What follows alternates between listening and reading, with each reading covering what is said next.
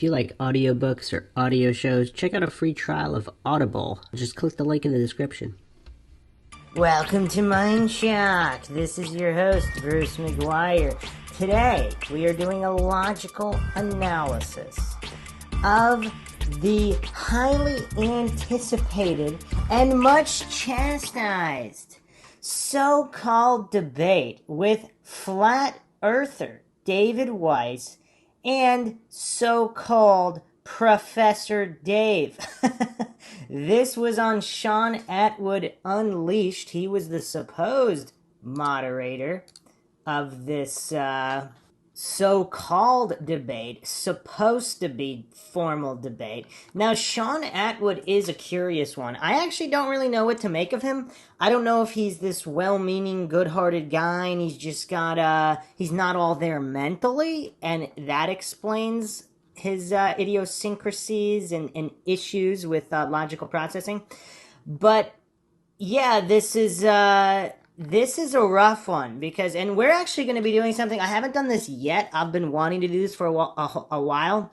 We're going to have logical fallacy counters to see who gets demolished and obliterated and absolutely humiliated in this debate. Now, trigger warning for all of the goofs out there, the Dunning-Kruger goofs that keep commenting on all of these logical analyses, these logical analyses are not about conclusions. We are not even going to be discussing whether the flat earth theory is true or whether the heliocentric globe theory is true or false. Professor Dave might be accidentally correct about what he perceives to be the model of the universe that is true. He's on the heliocentric globe side. Or David Weiss might be correct for all the wrong reasons about why the flat earth theory is true, if the flat earth theory is true. Or if we're living in some kind of simulation and neither is true, whatever the case may be. This is not a podcast about the shape of the earth. This is a podcast analyzing logical argumentation. That is it. That is all. Are the flat earthers' arguments fallacious? Why or why not?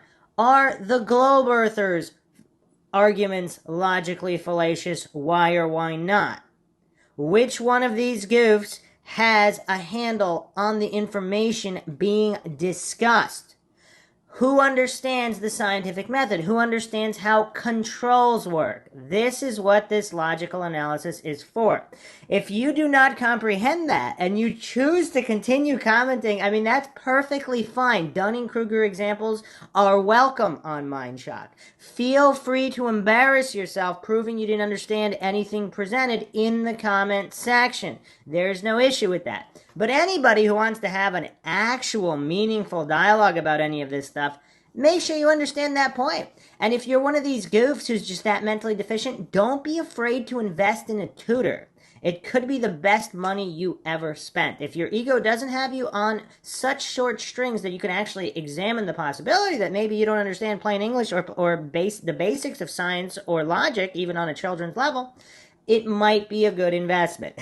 So, we will get started here. As always, if you find the Mindshock podcast interesting, informative, entertaining, and you want to help bring logic and reason back to a world where it is quickly becoming extinct, you can donate to our PayPal. Just check the link in the description and help us get more mind-shocking content out there. You could also become a YouTube member right here on YouTube for access to exclusive streams and chats.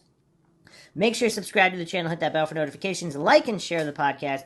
Let's spread logic and reason to the world and expose these Dunning-Kruger goofs peddling propaganda. Like and share Twitter, Facebook, Reddit, Patreon. Patrons do get priority for case topic logical analysis co-podcaster requests. You could also be a guest on the podcast depending on your tier. If you want to debate me, that's perfectly fine. If you have all your logical fallacies locked down and have a very good understanding of them, we could do that as well. Questions, comments, theories, thoughts, suggestions, rebuttals, debunkings of any kind, leave them in the comment section.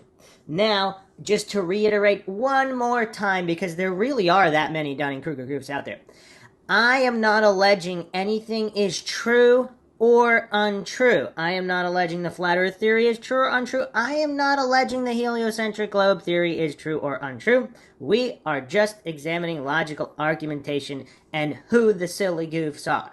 So, let's get started.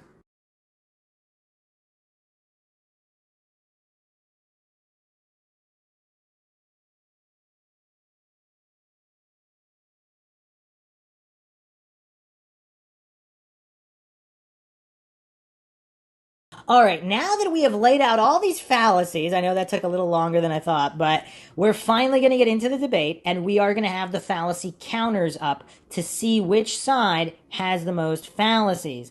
And if any, and we'll see if there's an obliteration coming, which I believe there will be. So let's get started here. Without any further ado, let us bring in the guest for the Flat Earth debate. Here we go. Here's Flat Earth David. Hey, David, how's it going? Hey, what's going on? Thanks for having me. This Thank is you for coming back. Going to be interesting for sure. It's going to be very interesting, isn't it? And Professor Dave. Howdy. Thank you for coming on for the first time. Thanks for having me. Congratulations on your YouTube success, man. 2 million subs. That's phenomenal. Thank you. Yeah. This is the first time I think a real flat earther, I'll call myself a real flat earther, has spoken direct with Professor Dave, as he normally does videos, that just go out and pretty much straw man us, whether you know it or not, or gaslight us, and then there's really no way to respond because... No, so you've never seen my channel ever and have no idea what I do because I make academic tutorials. So, okay, how would we phrase that? Is that a logical fallacy there? Actually, we forgot one more. There's appeal to humor. So the appeal to humor logical fallacy is the use of humor to ridicule an opponent and or direct attention away from the issue at hand. In Latin, this is called argumentum ad festivatum and reductio ad absurdum. Like name-calling, red herring, and strawman, the appeal to humor is a fallacy that manipulates through distraction. So, I mean, I don't know. I'm going to avoid putting anything on the counter thus far because we're still in the intro, so I guess this wouldn't be part of the debate. But Dave, right off the bat, Flat Earth Dave here has made a claim that so-called Professor Dave has strawmans the Flat Earthers' arguments in order to appear to debunk them, which is actually true if you look at his channel. And Professor Dave responds with so sarcastically, again, sarcasm, a form of humor, that he hasn't seen his channel, as if he doesn't do this. Now, neither one actually demonstrated exactly how they do that, so even though Flat Earth Dave is technically correct here, I'm going to give Professor Dave the benefit of the doubt since the formal debate has not officially started and we're still on the intros. I won't put that on the counters. I have, but your flat Earth stuff is gaslighting us essentially. It's devastating and destroys Flat Earth easily. Absolutely. So started big straw man. Oh, he says that they think the Earth is flat. What a straw man! Oh man, so that's obviously not the straw man. So he just straw manned the allegations on the straw man. We're starting it now because I actually can't recall anyone in a debate ever straw manning on top of a straw man like Professor Dave just did. Because clearly the belief that's not the straw man. This is already hilarious and we're just getting started. So that's one logical fallacy count for Professor Dave right out of the gate. Just because it was a straw man on top of the straw man, I gave him a benefit of the doubt on the first one, but now we're firmly in straw man logical fallacy. I'm with you. Listen, I don't mean to come off that way. Would it be okay to look for some common ground? Can I just ask a couple of quick questions, Dave? You good with that? Whatever you want to do, man. Yeah, I'm just for, to see if we have any common ground. Do you believe we went to the moon? Yeah. Okay. Do you believe that governments are here, especially the American government, for the people's well-being? It's a pretty complicated question. Okay, you don't have to answer it. That's fine. That's good. Do you believe that there's censorship going on YouTube? Yes. Some stuff is deprioritized in the algorithm. I don't know if that qualifies as censorship. Deprioritized. So he's saying that there is no censorship. So there's a clear difference here. So this is obfuscation. you could classify this under red herring because clearly YouTube flat out removes content, which is censorship. He's talking about now. He's obfuscating by saying that there is deprioritizing, which is also true. This is kind of a form of shadow banning or not recommending certain subjects or whatever, or being very selective where certain so-called controversial subjects, you will get the attempted debunking, whether or not the debunking is valid or not on many controversial issues. That'll come up first when you search certain topics. And the debunking of those debunkings will never come up when you search those. They will not be prioritized. So what Professor Dave just said is technically true. So that's two logical fallacies for Professor Dave at this moment. Now, how could he not know that YouTube censors and flat out removes? I'm assuming this is dishonesty. Now, again, I don't know. Perhaps Professor Dave has a mental disability and he is being honest and he simply does not have the processing power. I'm not going to assume to know what his psychological issues are or whether he's arguing in good faith or playing stupid and not arguing in good faith, or whether he's actually that dumb. I don't know. And is the news here to inform or to fill us with propaganda? The news is largely propaganda. None of that has anything to do with the shape of the Earth, so I don't know what the hell you're even talking about. Literally none of that has to do with the shape of the Earth. So now, Sean Atwood definitely looks like a guy with a mental disability. Because why is he laughing? Clearly, because we're talking about appeals to authority, scientism, these corrupt institutions that run universities and media platforms. I mean, this is all common knowledge to anybody who's not a complete religious fanatic in terms of being an authority-worshipping cultist who never questions anything coming from perceived authorities. But Sean Atwood here, I mean, if he's listening to this, I mean, he chooses that moment to laugh hysterically. I mean, he might not be all there in the head. I mean, this is shaping up to be quite entertaining. you're Shame really on off you. to a bad start already. Just looking for some common ground. That's all. Oh, if we both don't like the government, therefore the Earth is flat. Wow, another straw man. Fallacy number 3, because that's clearly not what Flat Earth Dave clearly outlined his intention of seeing if they have any common ground in order he's going to, I'm assuming he wanted to build arguments off of that, or even if not, even just small talk, making conversation at the beginning. And now Professor Dave, I mean, you could put that, I'm not going to give him 2 fallacies here, because again, he's trying to be humorous with the straw man. And technically it is both, but I'm going to give him the benefit of the doubt and just put it in as a straw man, because a lot of straw men are funny. So technically, to keep this as accurate as possible, appeals to humor will be, I will put fallacies there that are not also other fallacies. So I'm not going to double up on that one. So the common ground is then we're going to try and keep talking points to 3 minutes each, responses to 2 or 3 minutes each, so we could get through this hour and everyone could get an equal share of the time involved here. And I think the first point that we've got up on the list is, what is gravity? You want to go first, Dave, or you want me to go? Oh, okay. This is how we're doing this? Okay, so according to general relativity, it's the curvature of space-time around massive objects. And so this is one of the easiest ways to know that the Earth is a sphere, because everything we see, everything, including the Earth, right, very large, massive objects are crushed into a sphere. That's why stars, planets, moons, everything pretty much is spheres. So you can now go ahead and do your electric gravity bullshit, and then I'll explain to you why it's stupid. Okay, so we have 2 fallacies there, because notice how he didn't provide the proof for, he just listed the theory. So that, again, a couple different fallacies there. I'm going to try to keep it as simple as possible. So he has components here of a compositional logical fallacy as well as the reification logical fallacy. I'm going to put it under reification just because he started mentioning all the other planetary bodies as if it's all interdependent and as if it proves something it doesn't actually prove. And he also didn't prove the theory true in the first place, because even if it is true, that doesn't mean it applies to all these other things.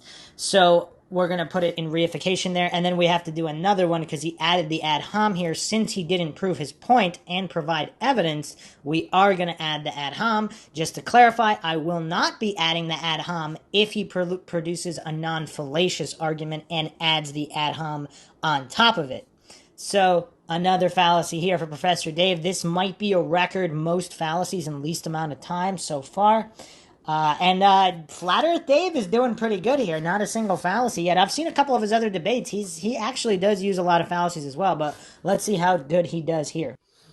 Well, the question is, does anybody any scientists or anybody that's ever proven that any of the luminaries we see in the sky are even physical, let alone spheres? Yeah, we can see them in telescopes. You can see them. So you believe that if you see something, that'll tell you its shape. So when I look at this, are these spheres? Oh. Are these spheres? Dave, are these spheres? Yeah, no, I've seen this little trick, and I know the third one from the left is flat. So Professor Dave here just committed a fallacy. We actually didn't even go over this one. Man, there's just so many fallacies. The fallacy of the single cause or the reduction fallacy. So this is a fallacy that assumes there can only be a single cause. So things can only be what they look like. Or something that looks like a circle has to be a sphere. This is, of course, not true. This is an oversimplification. For example, if you see train tracks touch in the distance, that doesn't mean they actually touch just because they look like they touch. Things are not always what they appear. So is Professor Dave, does he have some kind of mental disability that he doesn't know this? So he says, oh, you can see it through a telescope. That is clearly and obviously a reductive fallacy. Oversimplification, because things are obviously not always what they look like. And this goof says, I've seen this trick, as if it's a trick. So Flat Earth Dave here is trying to teach some children's level logic that things are not always what they appear, and just because something looks like something, you actually have to provide evidence that it actually is, otherwise you're committing these logical fallacies. I mean, Professor Dave, it really looks like he's going to be the king of logical fallacies here, because he's committing, it's just one fallacy after another.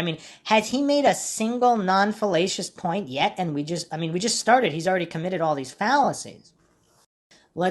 And calling this a trick as opposed to a legitimate explanation, that would also be an ad hom here. Are we going to give it ad hom or strong? Like he's pretending this is some kind of great exception. Clearly things are not always what they appear. That's where the old adages come from. Don't judge a book by its cover. Again, the example of conversions, the way the human's eye works.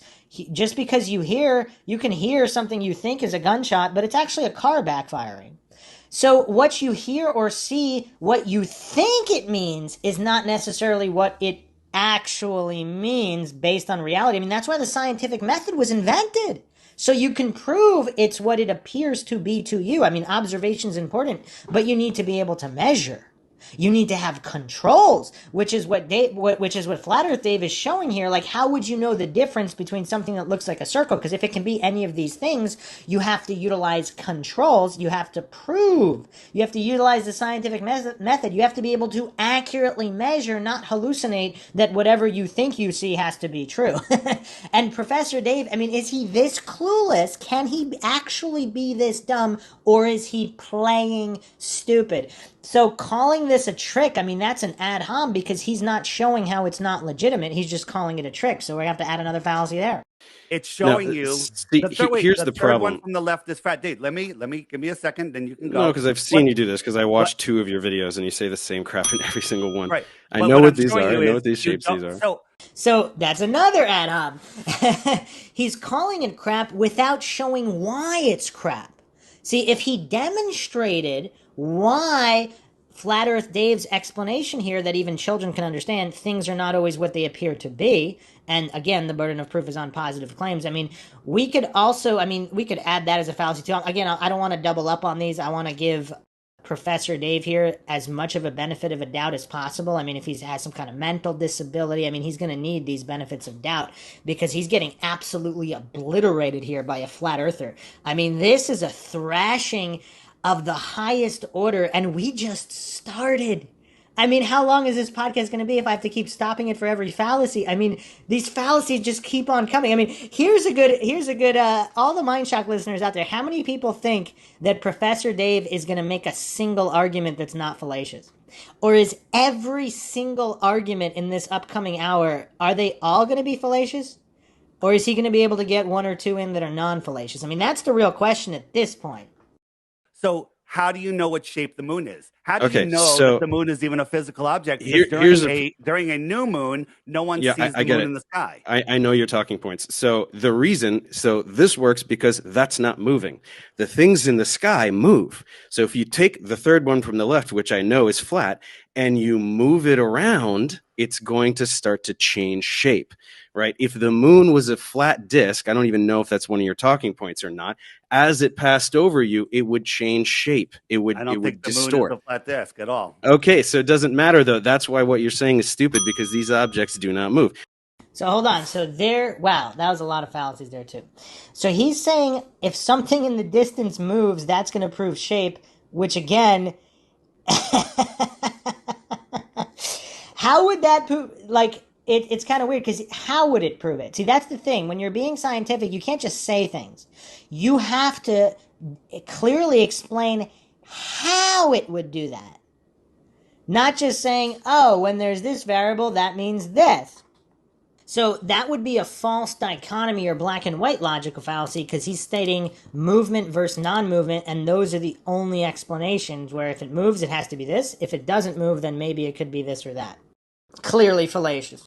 Now, the other problem is it's not just about shape, it's about other things like composition. Do you know what spectroscopy is?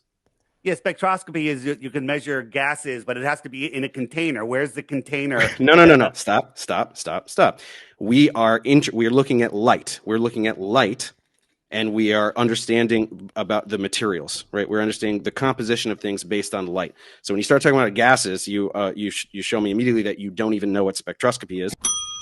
Wow. So already Professor Dave is making a fool of himself because spectroscopy specifically has to do with gases. I mean, let's dumb this down as simple as possible. Like, let's go to like wiki children's level definition here. So spectroscopy is the general field of study that measures and interprets the electromagnetic spectra that result from the interaction between electromagnetic radiation and matter as a function of the wavelength or frequency of the radiation. Now, I'm not convinced that Professor Dave even knows what matter is, so, I mean, let's do a basic definition of matter just to lay it all out there. The substance, this is straight from Webster's, the substance of which a physical object is composed, or a more in-depth definition here, material substance that occupies space, has mass, and is composed predominantly of atoms consisting of protons, neutrons, and electrons that constitute the observable universe, and that is interconvertible with energy. So, the states of matter are solids, liquids, gases, and plasmas. So this is not hard stuff, okay? So, spectroscopy is the precise study of color as generalized from visible light to all bands of the electromagnetic spectrum. Historically, spectroscopy originated as the study of wavelength dependence on the absorption by gas phase matter of visible light dispersed by a prism. So when you start talking about gases, you show me immediately that you don't even know what spectroscopy is. So what Flat Earth Dave here, the reason he's talking about gases is because the Flat Earthers argue, their argument about gas, pressure, and containers. So in the vacuum of space, you're talking either a no pressure system or a super extreme low pressure system. In order for the pressurized system we have on Earth with Earth's atmosphere, again, I am not going to allege any of these theories are true or untrue on either side of this. Theoretically, you would have to have a container for these pressurized systems to exist next to each other, as in space, as in within the Earth's atmosphere. So what this goof, Professor Dave, he's not understanding. So because he doesn't understand something, he's getting all triggered, or he's pretending not to understand. Again, I don't know if he has a mental disability or if he's just playing stupid. But the reason Flat Earth Dave is bringing this up is because it's directly relevant to the type of matter and gases that would exist. Now, the spectroscopy is simply measuring it. Now, exactly how it's measured and what it is measuring, it doesn't tell you why it is that way. So this is a fundamental flaw of scientism cultists, because they just latch on to whatever religious institutions, the religious institutions of scientism, whatever they preach in their gospel textbooks, they just latch on. So nobody's disputing the measurements here. Now, why is it that way? For example, you can measure, oh, there's a teaspoon in a cup. Who put it there? Why is it there? I mean, all of these, exactly where did it come from? Why does it exist? Does it mean that this other thing? So the measurement itself doesn't prove the why or how it got there or any of these other mechanisms. So that's what this goof, Professor Dave, he's not understanding this, so he's just stacking on these fallacies and ad homs because he doesn't even understand Flat Earth Dave's argument. Now, that doesn't mean his argument is correct in any way. But Professor Dave, clearly too clueless, too mentally disabled, or playing stupid to even understand the argument, so he has to pretend and hallucinate that Flat Earth Dave is the one that doesn't understand. So, I mean, let's continue this train wreck here. So you do not know the ways in which we figure out things about celestial objects. You literally don't even know the definitions of the words that represent the techniques that we use.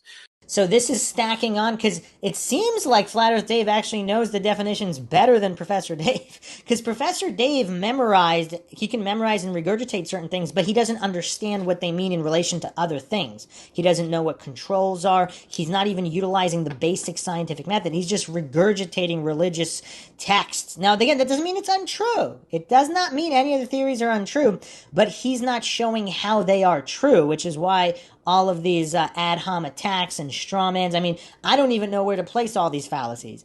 Because now he's hallucinating and pretending to know what Flat Earth Dave knows when he just interrupted him and didn't even hear him out. So how does he know what he knows? This is strawman on top of ad hom. And, you could even rope in red herring there again. He's shifting everything away from having to prove his actual point. So why are you even talking about it? So my question is, spectroscopy needs to be in a container. Otherwise, you don't know what spectroscopy needs to be in a container. The study of how light interacts with matter needs to be in a container. What does that mean? Well, it's pretty simple because, prisms are actually a little bit more complicated. So again, let's reiterate what spectroscopy is. It is the precise study of color as generalized from visible light to all bands of the electromagnetic spectrum. Historically, spectroscopy originated as the study of wavelength dependence by the absorption of gas, phase, matter of visible light dispersed by a prism. Now, I will get into the prism just because it is relevant here. So, again, just as from Wiki, we're using the most basic definitions here. An optical prism is a transparent optical element with flat, polished surfaces that are designed to refract light. At least one surface must be angled. Elements with two parallel surfaces are not prisms. The traditional geometric shape of an optical prism is that of a triangular prism with a triangular base and rectangular sides, and in the colloquial use, prism usually refers to this type. Some types of optical prism are not, in fact, the shape of geometric prisms. Prisms can be made from any material that is transparent to the wavelengths for which they are assigned. Typical materials include glass, acrylic, and fluorite. A dispersive prism can be used to break white light up to its constituent spectral colors, the colors of the rainbow, as described in the following section. Other types of prisms noted below can be used to reflect light or to split light into components with different polarizations. Okay, what does this all mean in relation to the flat earth debate? So, if you're a flat earther claiming there is a dome above the earth, so what would this argument mean? So again, if Professor Dave is too clueless to even understand the basics of spectroscopy, of prisms, or what the flat earth argument even is, regardless of whether it's true or not, or how it would affect spectroscopy, I mean, why is this goof talking about it? I mean, he's psychologically protected. Why are you talking about it if you don't understand any of this stuff? So if flat earth Dave here, does he believe in a dome? I actually don't know that, but I know a lot of flat earthers do make the dome argument. If Flat Earth Dave is making the dome argument, or that these pressurized gas systems can need some kind of a container to exist, again, I'm not claiming any of this is true or untrue. I mean, we can go into the laws of thermodynamics and all of that. I'm not claiming those are true or untrue. I'm not claiming anything is true or untrue. I am just examining their arguments for validity. So if there is some kind of a glass type dome over the earth, certain flat earthers believe it's a snow globe type reality. Other flat earthers believe it's an infinite plane with no dome. But if there is a glass dome, obviously it would affect spectroscopy, particularly in these gas pressure systems, and some flat earthers allege that the reason you see rainbows is because of a glass type dome and the way that light works passing through this dome, or if some of these celestial bodies are actually some kind of holographic projections and not physical bodies, obviously some type of glass dome would impact all of this, including in the realm of spectroscopy. So, how would spectroscopy work with and without a dome over the Earth? That's the important question here, and that's why Professor Dave here is falling for all these logical fallacies, because he's not even understanding the argument that Flat Earth Dave is presenting, regardless of what is true or untrue. Otherwise, when you're looking at the moon, you don't know what gases you're seeing in between us and the moon. Gases? The moon is solid. The moon is a solid object. How do you know that the moon is solid? Okay, so wow. I mean, I think I'm going to break the logical fallacy counter. He's claiming the moon is a solid object. I mean, I'm going to throw that under burden of proof logical fallacy, because what evidence does he have to prove that? Because by his own argumentation, and I'm not using this as an argument, but the moon certainly does look translucent. And before he was the same goof that made the argument, oh, well, it looks like a sphere. Well, the moon looks translucent. Now, I'm not claiming it is, just because it looks like it's transparent, translucent, and not a solid object. If it is a gas, how would you know? So, again, he's the one making the claim, whereas Flat Earth Dave is kind of saying you don't know what it is. It could be a gas. So, technically, Flat Earth Dave is not committing fallacies if he's not making these hard claims and then not being able to back them up, which is Professor Dave's forte, because he hasn't backed anything up yet. How come you can't see it during a new moon? Why can't you see it during a new moon? Yeah. Because, do you understand how vision works? Well, right? In a new moon, what's happening in a new moon? The light from the sun is illuminating the side of away from us. So, right? Light illuminates the things that it hits. So a new moon is when the side that the sun is illuminating is the other side away from us. What do you want it to do? The light to go around the moon and come back and hit the other side like magic? Yeah. So, again, he's not able to, he's giving his theory, he's regurgitating the scientism textbook, which could be correct. Again, I know there's so many triggered goofs listening to this, so I'm going to try to preempt as much as possible. I am not saying that is not true, but how can he prove that is what is happening? Again, so he's calling vision. So again, he's basically making, I mean, there's so many logical fallacies here. So this is, of course, the reductionism or oversimplification logical fallacy. So how do you know train tracks touch in the distance? It's called vision. I can see them touch. I mean, this is the goofery that Professor Dave is bringing to the table here. And I'm starting to feel bad for the guy. I mean, he hasn't made a single non-fallacious point yet. Without interrupting, let me just answer. When when it's nighttime, you're away from all lights and there's a full moon, I can read by that moonlight. That moonlight casts a shadow on the ground. Don't interrupt. That casts a shadow on the ground. So that moonlight, which is reflected sunlight off a dusty, dirty, rocky, rock ball in your world, is bright enough to travel 238,000 miles to cast a shadow on the ground and to light up my book so I can read. During a total solar eclipse in your world, the Earth is a full Earth from the moon's point of view. It's bigger and shinier, and it should light up the moon, but it doesn't, and no telescope, from any position with infrared or anything has ever seen the moon. Can you think of why? Can you think of why? Can you think of a much, much brighter object that is right there where the moon is? Well, during the corona of the sun, which is thousands of times brighter. What you're doing right now is you're basically saying, I'm going to shine a spotlight directly into your eyes, and then you tell me if you can see a firefly 2 centimeters to the right. Like, what are you talking about? What?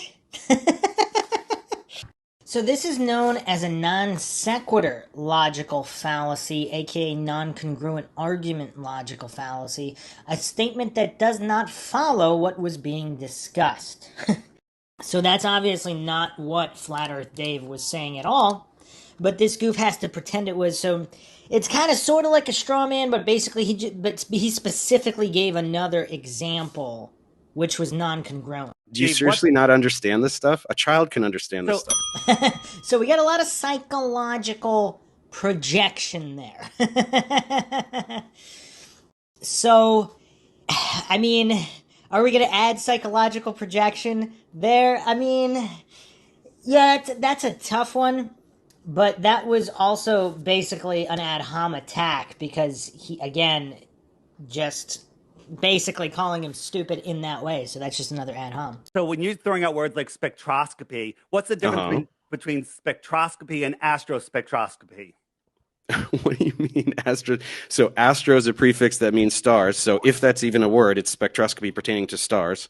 If that's even a word. So obviously spectroscopy refers to measuring light of all matter, not necessarily specifically to celestial bodies. So this goof just said before, if you don't even know the word, why are you talking about it? So he doesn't even know. So he's just throwing a wild guess out there. I mean, oh man, this is embarrassing for so-called Professor Dave. I mean, this goof is making such a fool of himself. I mean, nonstop fallacies, and then he doesn't even know the specific, because they're talking about spectroscopy as it pertains to celestial bodies, which is obviously astrospectroscopy. So, man, what a goof. What are you, like, Googling stuff furiously over there? I'm just asking you, I've taken a few notes. Well, he could clearly see Flat Earth Dave's arms, so how could he be Googling? The desperation of Professor Dave here. I mean, what kind of fallacy would that be? I mean, would that be an appeal to humor because he's trying to kind of embarrass him as if he's just... I mean, clearly you could see his arms. I mean, what would he be Googling with? Figured out. I watch a few of your videos. I know the straw manning that you're going to try to do and the things that you're going to try to claim. And in reality, an infrared camera, a regular camera from the space station, they should be able to see the sun, the moon, either approach the sun, eclipse the sun completely, or exit the sun. And nobody has ever seen it. So again, why are we looking up in the sky? Are we sure about that, though, that nobody has seen that infrared? I mean... Again, the burden of proof is on positive claims, but he made an absolute claim that nobody has seen that. Now, again, I don't know if such footage exists, that infrared footage, because he made a good point that should happen. Do we know if it happened or it didn't happen? He made the claim that it did not. Now, obviously, one is not called upon to prove a negative, so it's up to Professor Dave to prove if it did happen. So, yeah, I can't... That's a problematic absolute claim by Flat Earth Dave, but technically it's not logically fallacious because one is not called upon to prove a negative. Yeah, I just explained. I just answered your question. You just answered it again. You asked a question that I just answered. The sun is very bright, right? Way, way, way brighter than Earthshine. Do you understand that if something very bright, you're looking at something very bright, you can't see something way less bright? So he doesn't understand infrared. So this goof, so he's basically trying to say that Flat Earth Dave just asked the same question, and when he did not answer the question specifically, he fell for this. He gave a non sequitur example, and he also gave a reductionist logical fallacy where, oh, it looks like it, whatever. And so he's just got, I mean, is this guy mentally disabled? I mean, do people know? Does anybody know Professor Dave personally? Like, does he have a mental disability? Because, I mean, or is he just playing stupid? So this is why some people believe the whole flat earth conspiracy is a psyop. That goofs like Flat Earth Dave, that goofs like Professor Dave are specifically recruited to defend the heliocentric globe so poorly, to appear so stupid that anybody on the fence would choose the flat earth side, or anybody, because the defense is intentionally so bad and so logically fallacious, like goofs like Professor Dave, Simon, Dan. I mean, I actually did a podcast on these two goofs. It's almost like, is it possible to play this stupid? Like, I don't know. Are they intentionally playing stupid to defend the heliocentric globe so poorly as to cause an increase in flat Earth membership? Again, this has nothing to do with which model is true or untrue, because regardless of true or untrue, if there's a psyop at play, is that one of the goals of the psyop? But let's continue with this train wreck here. Right Dave, next to when it. There's a What are you not getting about that? When there's a total eclipse of the sun, and you have the little ring around there, you can block that out so it doesn't blind you, and you still can't see it. You know what? It doesn't block it out. The lights in corona. Sky? Have Why you are we never talking about seen the an lights? eclipse? Why are we talking? You can make a fake eclipse, right? By putting a disc in front of the sun and then looking at the corona, and you could do the same thing with the corona. You can block it. Why are we looking really up at bright. the lights in the ceiling that determine the shape of the floor? Because it works really well. It's the easiest way to figure out the shape of the Earth is by looking at the celestial objects in the sky and recording their motion. So if you have a rotating lights on the ceiling, like some kind of chandelier, like a spinning chandelier, how would that prove the shape of the floor? I mean, this guy's this silly. I mean, I'm having a hard time believing that he's this dumb for real. I mean, because if he's that mentally disabled, I mean, his vocabulary isn't horrible. I mean, can he really be this mentally disabled and be arguing honestly in good faith here? Because he's this dumb, he doesn't understand children's level logical fallacies. Because he just keeps going with these reductionism logical fallacies. And I'm not going to say false dichotomy, because it's basically in the realm of reduction logical fallacies. He's saying these things move, therefore this. I mean, as if no other variables could possibly exist. I mean, it's so silly. I mean, he's never been to a planetarium. Like, I mean, it's just weird. I mean, this guy calls himself Professor Dave, and he can't even grasp children's level logical fallacies. It's weird. It's very, very easy. 1 second, Ash has said we've got to move on to the next talking point, which is space is not as depicted, displayed in media, movies, etc. Flat Earth Dave, do you want to start with that one? Ask the question again, please. Space is not as depicted, displayed in media, movies. Yeah, I mean, space is, they're just giving us images of insanity in space. Like when they show us nebulas, right? They show us this, and they tell us this is where stars are born. This is where there's gas and dust, so much of it that it's creating stars and spitting them out like ping pong balls, where they go run away and they park themselves in the rest of the galaxy. This gas and dust in space, in a vacuum, in zero pressure, how does that work? How come this doesn't collapse in on itself? This is just it does. That's painting. How stars are born. Yeah, they do collapse. It's how stars form. So this is clearly Professor Dave just jumped in here with the burden of proof logical fallacy. So he's claiming that's how stars form, but how is that demonstrated? Because Flat Earth Dave's point here is these computer-generated images, or at least somehow edited. I mean, these are not, I don't believe they're even claimed to be raw images. And if they are claimed to be raw, again, that would have to be proven that they are not edited. So Professor Dave just takes it on blind faith from the Church of NASA or any of these other institutions that these are legitimate images. and also that the theory of how stars are formed are legitimate, because I mean, it's very difficult. Again, the burden of proof is on positive claims. If you're claiming billions of years causes this, X amount of energy causes this, gravity is not only real, but this is how it interacts with all of these other things, and this is how a star is born, you have to prove that. So this is clearly a burden of proof logical fallacy. Flat Earth Dave here is basically saying, is just asking questions of the theory. I don't believe he's making a positive claim per se. He's just kind of saying this is silly or this doesn't make sense, but I don't see a positive claim yet. So I don't know. Has Flat Earth Dave made a single fallacy yet? Because he's properly asking for a burden of proof of positive claims. Now, he did make that comment about spitting out ping pong balls. That's kind of an appeal to humor, but he's also asking, he's properly utilizing burden of proof. So that wouldn't necessarily be fallacious in that context.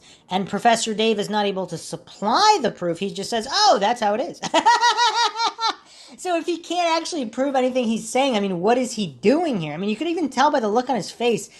He's either mentally disabled or he's really enjoying himself by trolling and playing stupid on purpose, trying to come up with the dumbest arguments. I mean, I don't know which one it is. If I had to lean in a direction, I mean, I don't know. I might have to lean that he's just a troll and he's just really dishonest. And this is clearly not a good faith debate. And he's only there to troll and intentionally put forth stupid arguments, either because he's a paid shill to do so, or he's just a troll and he thinks it's fun to defend the heliocentric globe so poorly. I mean, I don't know. Or he's mentally disabled, or if anyone else has any other theories, feel free to chime in. Again, I'm not alleging anything is true or untrue. Dave, in your world, this is gases are collapsing upon themselves and then igniting themselves in a vacuum, in a vacuum, and then they burn for billions and trillions of years. Look, I know that you want to just spew your script without anybody challenging, but you say so many stupid things. Script, David. Oh, there's another Ed Hom, because he's not sure how are they stupid. Because he's asking a question. Asking a question is never stupid. Asking for someone to satisfy the burden of proof on a logical or scientific argument they're making, how is that stupid?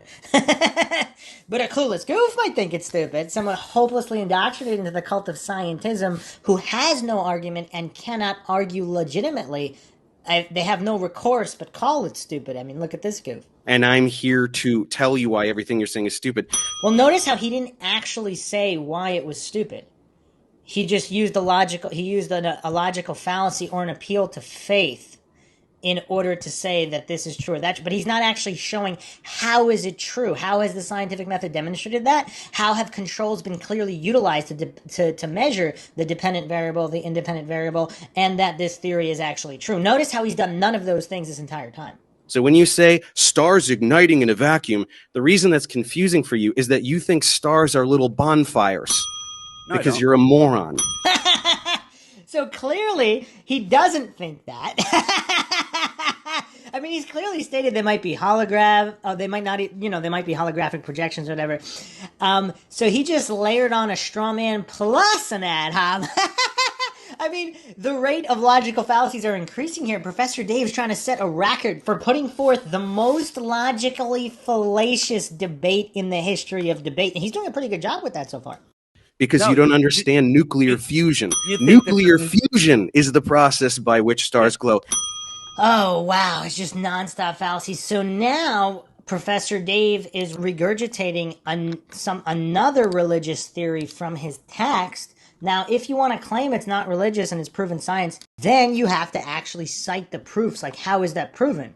Because he's just doing the equivalent of a priest reading from the Bible. He's not actually supporting any of these claims, even if they are true. He hasn't been able to support a single point here.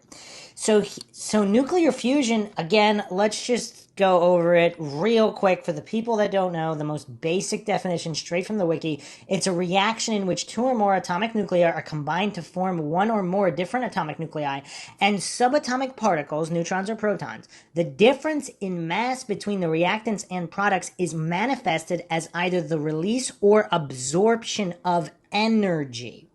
This difference in mass arises due to the difference in nuclear binding energy between the atomic nuclei before and after the reaction. Nuclear fusion is the process that powers active or main sequence stars and other high magnitude stars where large amounts of energy are released. Again, so this obviously just a theory. If he wants to say that theory is definitely proven, he can cite the proofs. Notice he has not cited a single proof in this entire so-called debate. Also, if you're in a planetarium and you're just looking at a generated light or light from a projector, that light is not being emitted from what appears to be a star or a planet in the planetarium. I mean, this is a very simple argument, very simple concept. Again, I am not claiming that the flat Earth model or the planetarium, we're living in an artificial planetarium type universe. I'm not claiming that's true or untrue. I'm not claiming the heliocentric globe model is true or untrue. But this Professor Dave goof, if you notice, he's just regurgitating religious information religiously, regardless of whether the information is true or false. He hasn't been able to support a single point. All he does is mostly logical fallacies. Well, actually, not mostly, exclusively logical fallacies and ad hom attacks. So basically, straw manning, which Flat Earth Dave actually called, which is what's hilarious. He's like, "Oh, you're just gonna straw man," and that's all Professor Dave does, as well as all these other logical fallacies. I mean, he's kind of hitting more than one fallacy. I mean, he's making the rounds. He's not exclusively spamming straw man and ad hom, yes, and strawman a lot, but he's also hitting these other logical fallacies. We have to give him credit. He's being slightly diverse with his fallacies. Let's see if he hits other ones as well. They're not little fireballs. And you could learn that by Googling something for 5 seconds, but you don't do it. So this is an appeal to authority logical fallacy, because he's saying Google's the authority, just like saying, oh, well, you could, if you don't believe God exists or Jesus was resurrected, you can just 5 seconds go check the Bible. Check the Bible. That's somehow proof.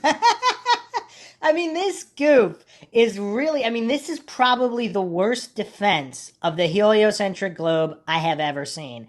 I mean, this is bad, because even some of the goofiest clowns defending the heliocentric globe, and that's another reason I think this is all a psyop, because there's definitely intelligent heliocentric globe believers out there. But they never actually publicly debate, almost like the fixes. Or I've also postulated they might find it so funny that these clueless goofs like Professor Dave are the ones defending the heliocentric globe, and they find it so funny they don't want to put a stop to these antics by bringing forth legitimate defenses of the heliocentric globe, because then their comedy source would end.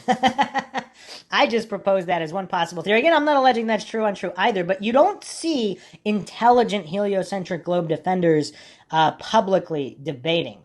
So, yeah, it's very, very curious.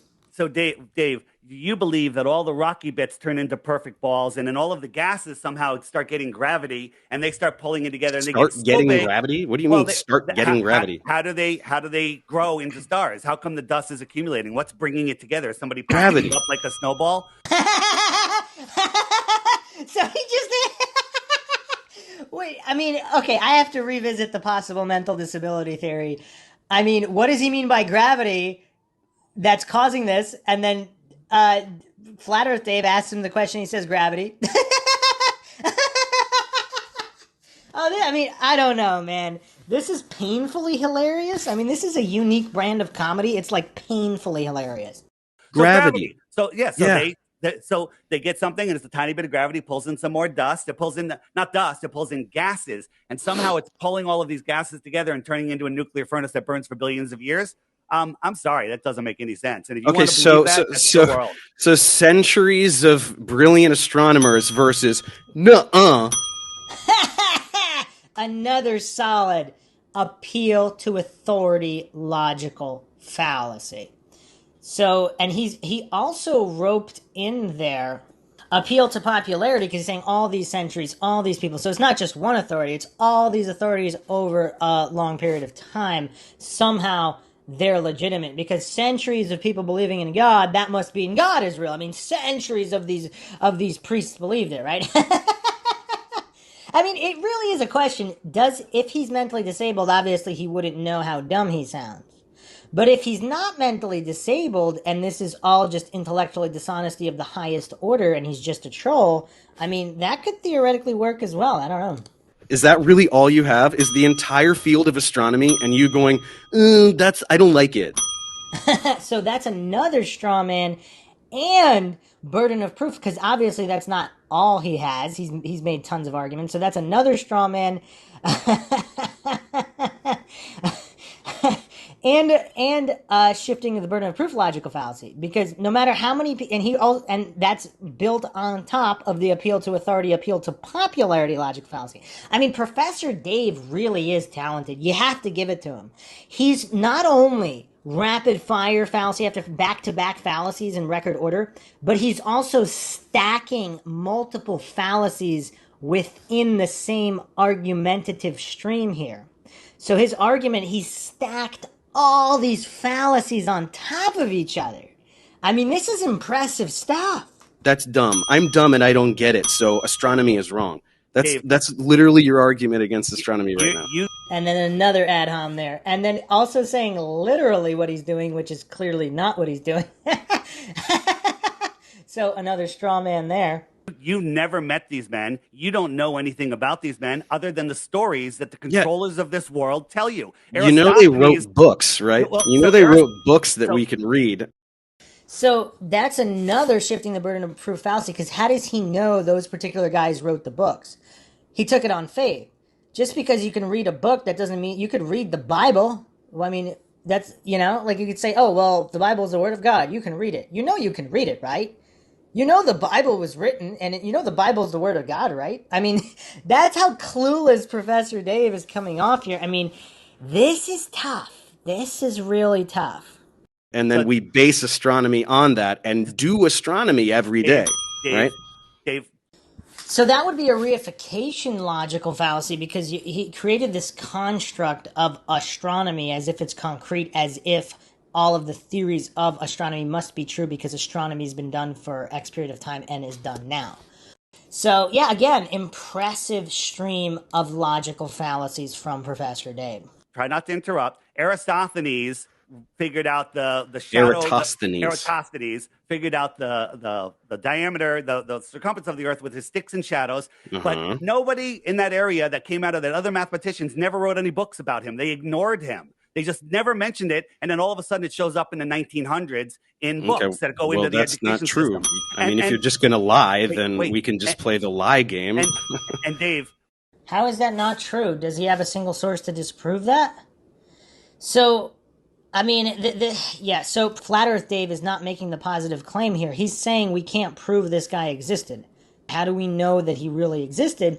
Professor Dave comes in and he just accuses him of lying, which is an ad hom attack, basically calling him a liar, and yet not citing the proof. See, if he had cited the other individuals who wrote about this guy or verifications and then called him a liar after that, that would be okay, and it wouldn't be an ad hom, because he clearly said, although, and it still might, because in order to be a liar, you're basically giving information is not true, right?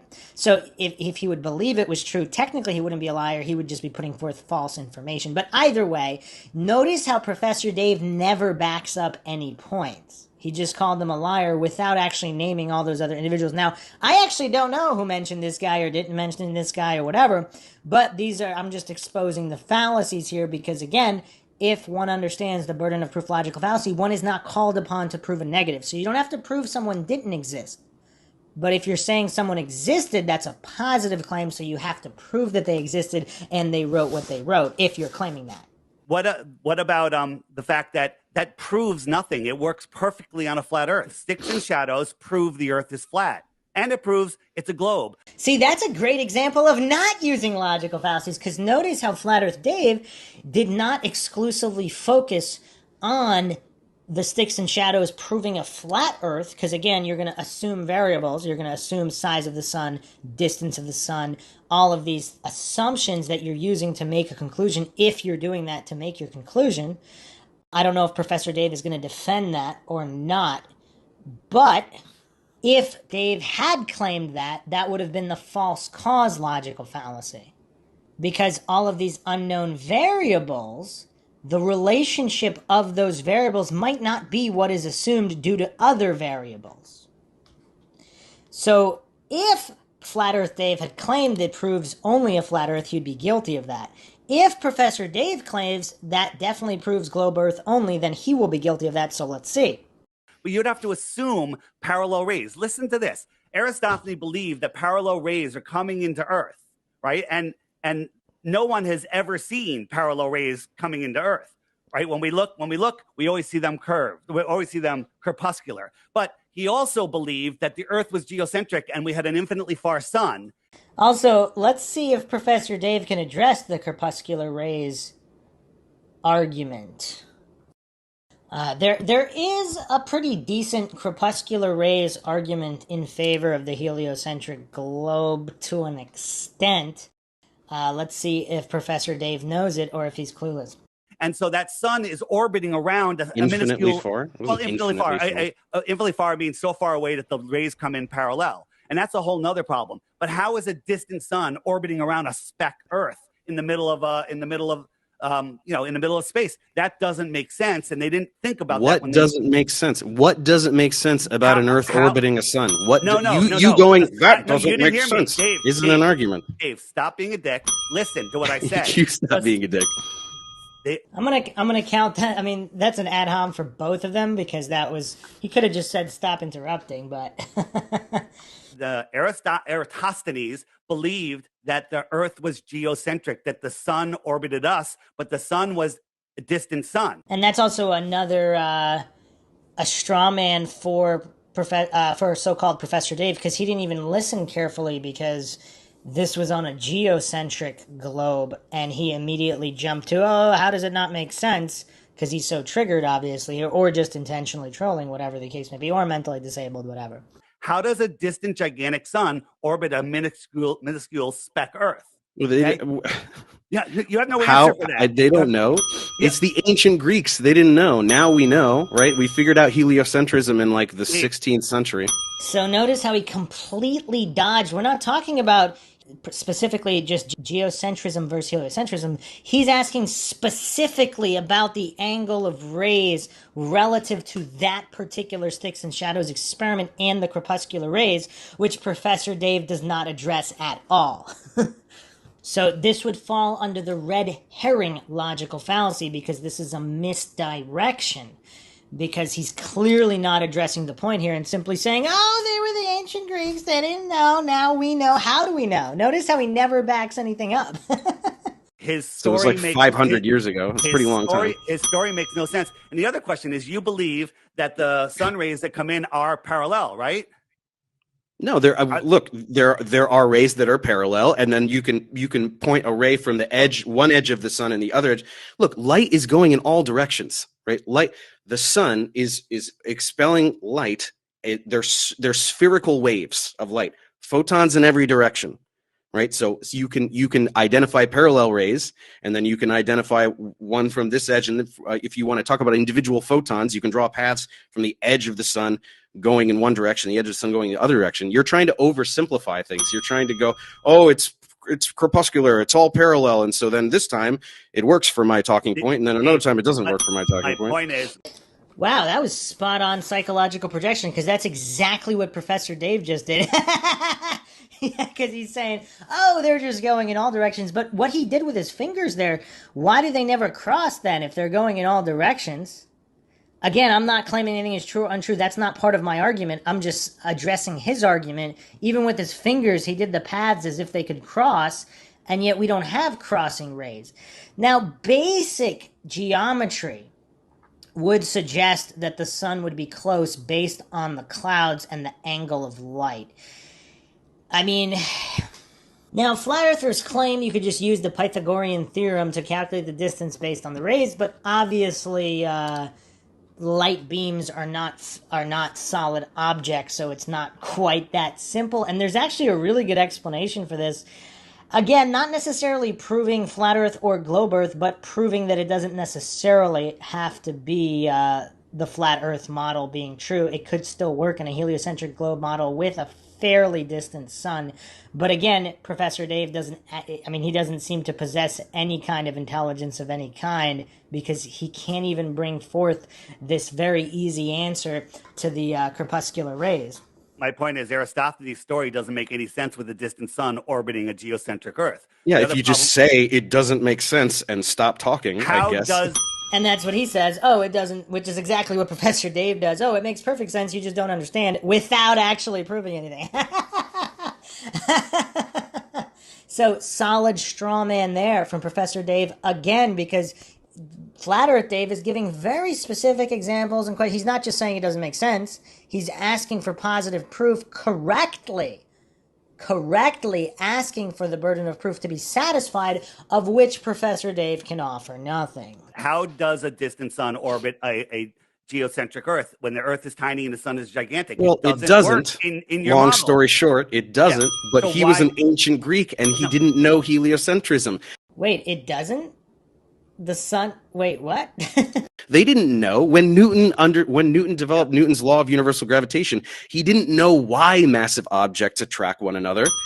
So that's the circular reasoning logical fallacy, assuming they do. Because he's asking why do they, but if they don't even do that, like again, you have to prove each step. This is science. This is not religion stacking where you have decks of cards, just religious claims, accepting everybody to take it on faith, and then ad homs when they don't, instead of utilizing the scientific method with controls.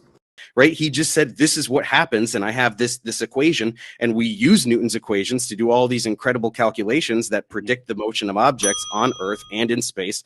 He didn't know what gravity was. Einstein gave a better explanation, the curvature of space-time warped around massive objects. Which has been easily debunked by Run Z Cow. I mean, he debunked it, Einstein's relativity. So again, he's just kind of preaching it, oh, well, this gospel from the Bible proves this. He doesn't show how it proves it. That would be scientific and logical, but Professor Dave, he's just a religious scientism cultist, so he can't actually defend his position using logic and reason and actual science. He can only make religious claims and ad hom attacks. The curvature of space-time warped around massive objects, we're probably going to get a better model later. Just that we don't know why things happen doesn't mean we can't do science at predictive power. So as it turns out, Eratosthenes and Ptolemy, the Ptolemaic model, was wrong. Heliocentric model is correct. It doesn't matter that they didn't know that part, or that they didn't know why something happens. And notice how, again, he has no proofs for how it's proven that is correct. Also, the claim that you don't need to know why something to make predictions, that's a good point there, because again, with the flat Earth model, the astrolabe, the sextant, all these navigators were able to predict using the flat Earth model. Doesn't mean the flat Earth model is true, but you can still predict things using so-called faulty models, or models that are not true. Now, again, Professor Dave, for whatever reason, there's just a fundamental lack of understanding of this. Now, his subconscious clearly understands, because his psychological projection is quite accurate, because all these things he's accusing Flat Earth Dave of, he's clearly doing himself. So this is another reductionism logical fallacy, claiming that you can only predict things if it's true. And that's pretty much what he's doing here, as if the predictions must rely on some model that's true, even though he says it doesn't, but he's using that as a defense for the heliocentric globe. So that's the added hypocrisy to that on top of all of it. And obviously nobody's surprised on how this goof operates by now, but... Do you not understand how science works? So if he was wrong and the Earth were heliocentric, do you think his experiment proved your globe? Well, yeah, it did. So clearly, the goofery here, because that was the fallacy that I mentioned before, the false cause logical fallacy. because clearly that experiment doesn't prove either model, which Flat Earth Dave openly admitted not falling for the fallacy, but the goof Professor Dave here clearly fell for the fallacy. All of those experiments prove the globe. It just didn't have absolutely. anything to do with heliocentrism. It proved Absolutely the Earth not. is a sphere. How did it do that? These religious citations are hilarious. Absolutely not, because with a local sun in like the flat Earth is. And credit to Flat Earth Dave here. He's not getting flustered by this goof. He's clearly just making presentations for the listeners and the viewers of Sean Atwood's podcast here. It's almost like he's not even talking directly to Professor Dave because he knows that either Professor Dave is just mentally disabled, he's not going to understand anything anyway, or he's an intentional shill who's not going to argue in good faith and is just trolling and trying to make the worst defense possible of the heliocentric globe just for kicks and antagonization. So he looks like he's just making a presentation for all the viewers, nothing to do with Professor Dave. So credit to Flat Earth Dave for realizing who he's dealing with here. We have no shadow here, and we have a shadow here, and then you could do your math and figure out what the sphericity of this flat plane is, right? Okay, so for that to work, how close is the sun? How close is the sun? How close is the sun? Wow, that's the first point he made, just asking a question, very valid in this. That's the first time. Is that the first time he's spoken without spewing a logical fallacy? So, I mean, we're a good amount into the debate now. I think that's the first time he asked like a good faith question or honestly engaged in debate thus far. Yeah, really close, like right above the clouds, which we'd be able to see if you went up in a plane or a balloon, and it'd be like right there. Well, that's a straw man logical fallacy again, clearly, because how close is? I mean, between 93 million miles. I mean, and thousands of miles or 100,000 miles, you wouldn't necessarily see it there, but he had to straw man that in there. Like, so he didn't last. Without the fallacy, he couldn't last. And I mean, not only was that a straw man, but it's also kind of a false dichotomy because he's saying if it's close, it has to be right at the clouds or 93 million miles away. There's no other option. I mean, what is this? I mean, this goof, like, I don't know. What does everybody make of this goof so far?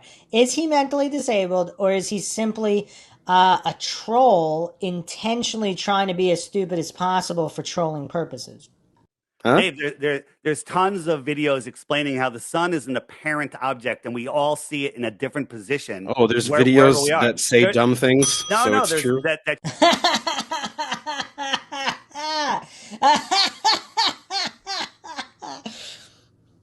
So that was a non sequitur on top of an ad hoc. Show science, show experiments. And when you try to triangulate the sun, there's a problem. You can't do it. You can't triangulate the sun. So how far the sun is, some flat earthers say it's 3,000 miles away. I don't like that answer. The math works. We can scale it and make it 6,000 miles away. You've never done any math in your entire life. You just say the math works and expect people to... Just stop being a condescending prick, all right? Try. Why don't you stop condescending to the entire human race and pretending that every scientist ever is a liar and satanic deceiver? That's much more offensive than me calling you stupid, which you are. Wow, so many fallacies. I mean, he just keeps upping the ante ad hom after ad hom after ad hom after straw man. Obviously, that's not what Flat Earth Dave believes, but he has to pretend it is. So we actually left off another... Man, I have to add another logical fallacy to the list. Appeal to extremes. Erroneously attempting to make a reasonable argument into an absurd one by taking the argument to the extreme. So if X is true, then Y must also be true where Y is the extreme of X. So there can't be just a couple of these deceivers. It has to be every single one, and every single one has to be in on it because humans can't be mistaken. So this goof also used the appeal to extremes, which I believe is it's also a straw man and a false dichotomy and all these other things, but I think appeal to extremes most accurately covers that one. Dave, what is the sun? What is the sun? It's a star. It's a star. It's a burning star. It's a nuclear furnace that's working perfectly, and it's bending space-time where it could hold on to all of the planets that go all the way out to Pluto. Is that your belief? Well, Pluto's now a trans-Neptunian object. So we'll go Neptune. Yes. Yes. And then the sun's gravity ignores all of the moons because the moons are attracted to their planets, and it negates the sun. That's what you believe. What do you mean negates the sun? Yeah, So negates the sun. moons. So what you're saying is that like one of Jupiter's I'm moons asking should go you. flying towards the sun? Is that what you're saying? I'm not saying that at all. I'm asking you if you believe that the sun's gravity has no effect on moons. Yeah, it had. You can calculate. You can see. This is what real scientists and people who understand science can do calculations. So instead of you going, I don't believe it, what you could do is you could take Newton's law of universal gravitation and take a moon, whatever moon, if you want to talk about our moon or one of Mars's or one of Jupiter's or whatever, and you could calculate a number that is the gravitational attraction between the sun and whatever moon you're talking about. So again, he's got a reductionism logical fallacy here, as if that's the only way to do it, as if there are no other forces that could ever be acting upon it, as if there are no as of yet undiscovered forces, as if it definitely can only be a mass attraction, mass type gravity that could be responsible for this, simply on the basis of this calculation. Without knowing what causes it, he's going to continue pretending he knows for sure. So this is, again, I mean, he's trying to set records here in the amount of logical fallacies used in the least amount of time. And then you could do the same thing for the moon and its parent planet that it is orbiting. Which number do you think is going to be bigger, buddy? Which one do you think is going to be bigger? And so the planet, the one that it is orbiting around. When we have a planetary alignment where all the planets are lining up, all of that gravity. Hang on, you know what? And you know what's curious too? Like, I can't really, Flat Earth Dave here, he's not really making too many claims here. He's mostly asking questions about how the model works. So he's not really making strong arguments here for the flat Earth at all. I don't know if that what was his goal here, but in doing this, he's also not really committing logical fallacies because he's doing it this way. Sorry. I would like you to actually just address what I just said, because this is what happens is I say something, or a flat earth debunker like myself says something that just annihilates the idiotic thing you just said, and then you just gish gallop to another point. So that's another ad hom and straw man, because he's trying to pretend that, or, I mean, basically there's so many fallacies stacked here. But the psychological projection is accurate, because when Flat Earth Dave not completely annihilates Professor Dave, he doesn't address it at all, like the corpuscular rays, even though there's actually a really, this is like maybe 4th, 5th graders can actually rebut Flat Earth Dave with that, but Professor Dave can't. He's that clueless. But at least his subconscious picks up on it, because his psychological projection here is on point. I would like you to admit that what you just said is stupid based on what I just said. But what he just said was, all he brought forth were fallacies. So why? What is Flat Earth Dave supposed to do with the fallacies? He could point out the fallacies. He should. I don't know. Again, I'm not saying Flat Earth Dave is logical in any way. I am not saying his conclusions about anything are correct. He just happens to commit infinitely less logical fallacies than this Professor Dave goof, which is nothing but faith and fallacy. So what is Flat Earth Dave supposed to do here? He should just address how logically fallacious this goof Professor Dave is. Now, one of the most logical flat earthers is Austin Whitsitt, or Whitsitt Gets It. He has a really strong command of logical fallacies.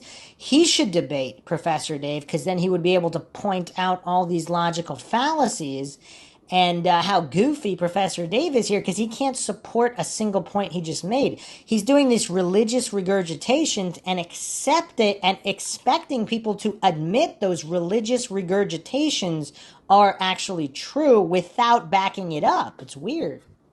Repeat what you said. I just explained to you why what you said about the sun and the moon is stupid. Another ad hom. You jumped to another talking point. So you say that the gravity of the planet is holding on to these moons, and it's so much stronger. Let me finish. I'm reiterating what you say to show you how stupid it is. It's holding on to the.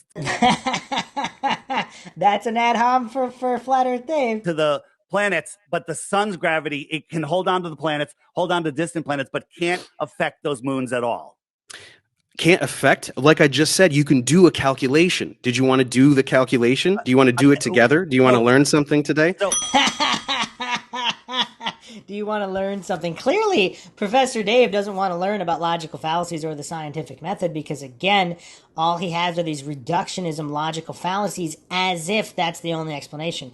I mean, you could also argue that's a false dichotomy because either this theory is, this is just really rough. It's called Newton's law of universal gravitation. Do you know what is in the denominator? R squared. It drops off, gravity drops off by the square of the distance. So as things get very, very far away, their gravitational influence is dramatically less, exponentially so. So when you have a moon that is right near a planet, the gravitational effect is way more than the faraway sun.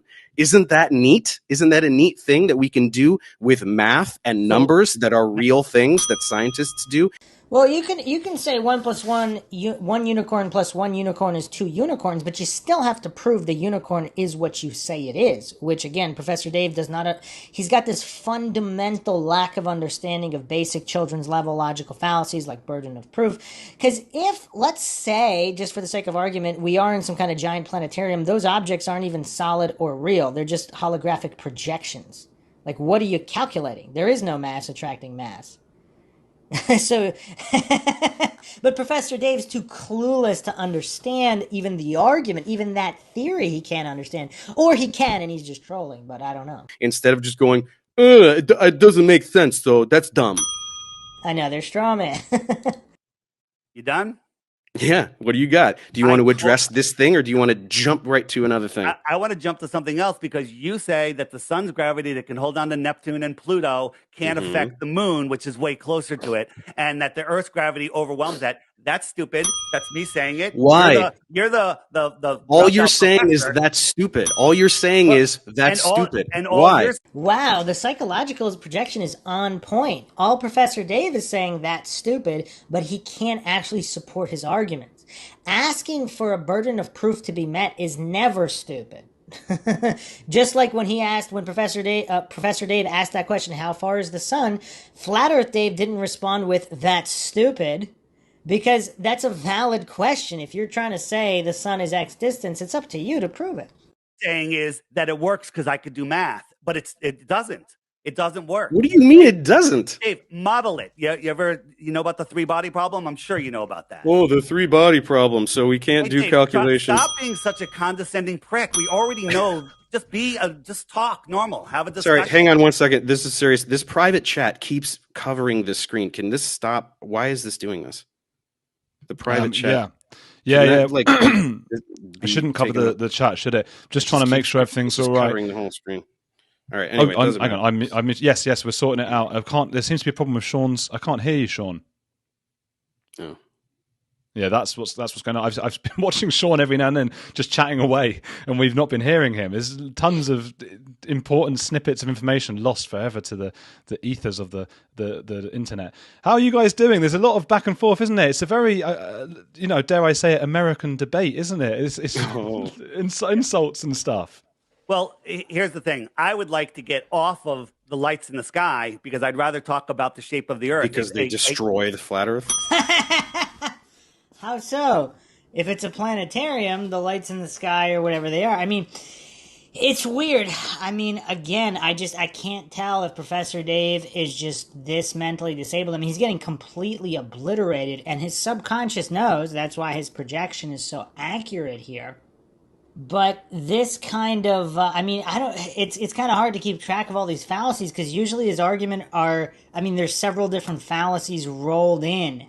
So they're not even easily distinguishable because he keeps stacking them in single statements.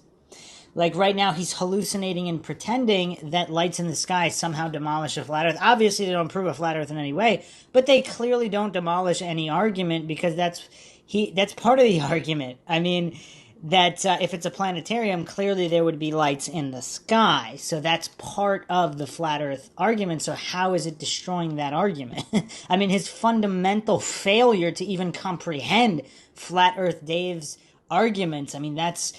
I don't get how he's not this embarrassed. Does he have some kind of psychological condition where he gets a kick out of looking stupid and embarrassing himself? I mean, there's all kinds of people out there. I mean, if he actually gets a kick out of humiliating himself here, getting obliterated by a flat earther of all people, so-called Professor Dave is just getting absolutely annihilated by a flat earther. And flat earth Dave's points aren't even that good. I mean, he's able to avoid most logical fallacies, but that doesn't mean he's proving the earth is flat in any way.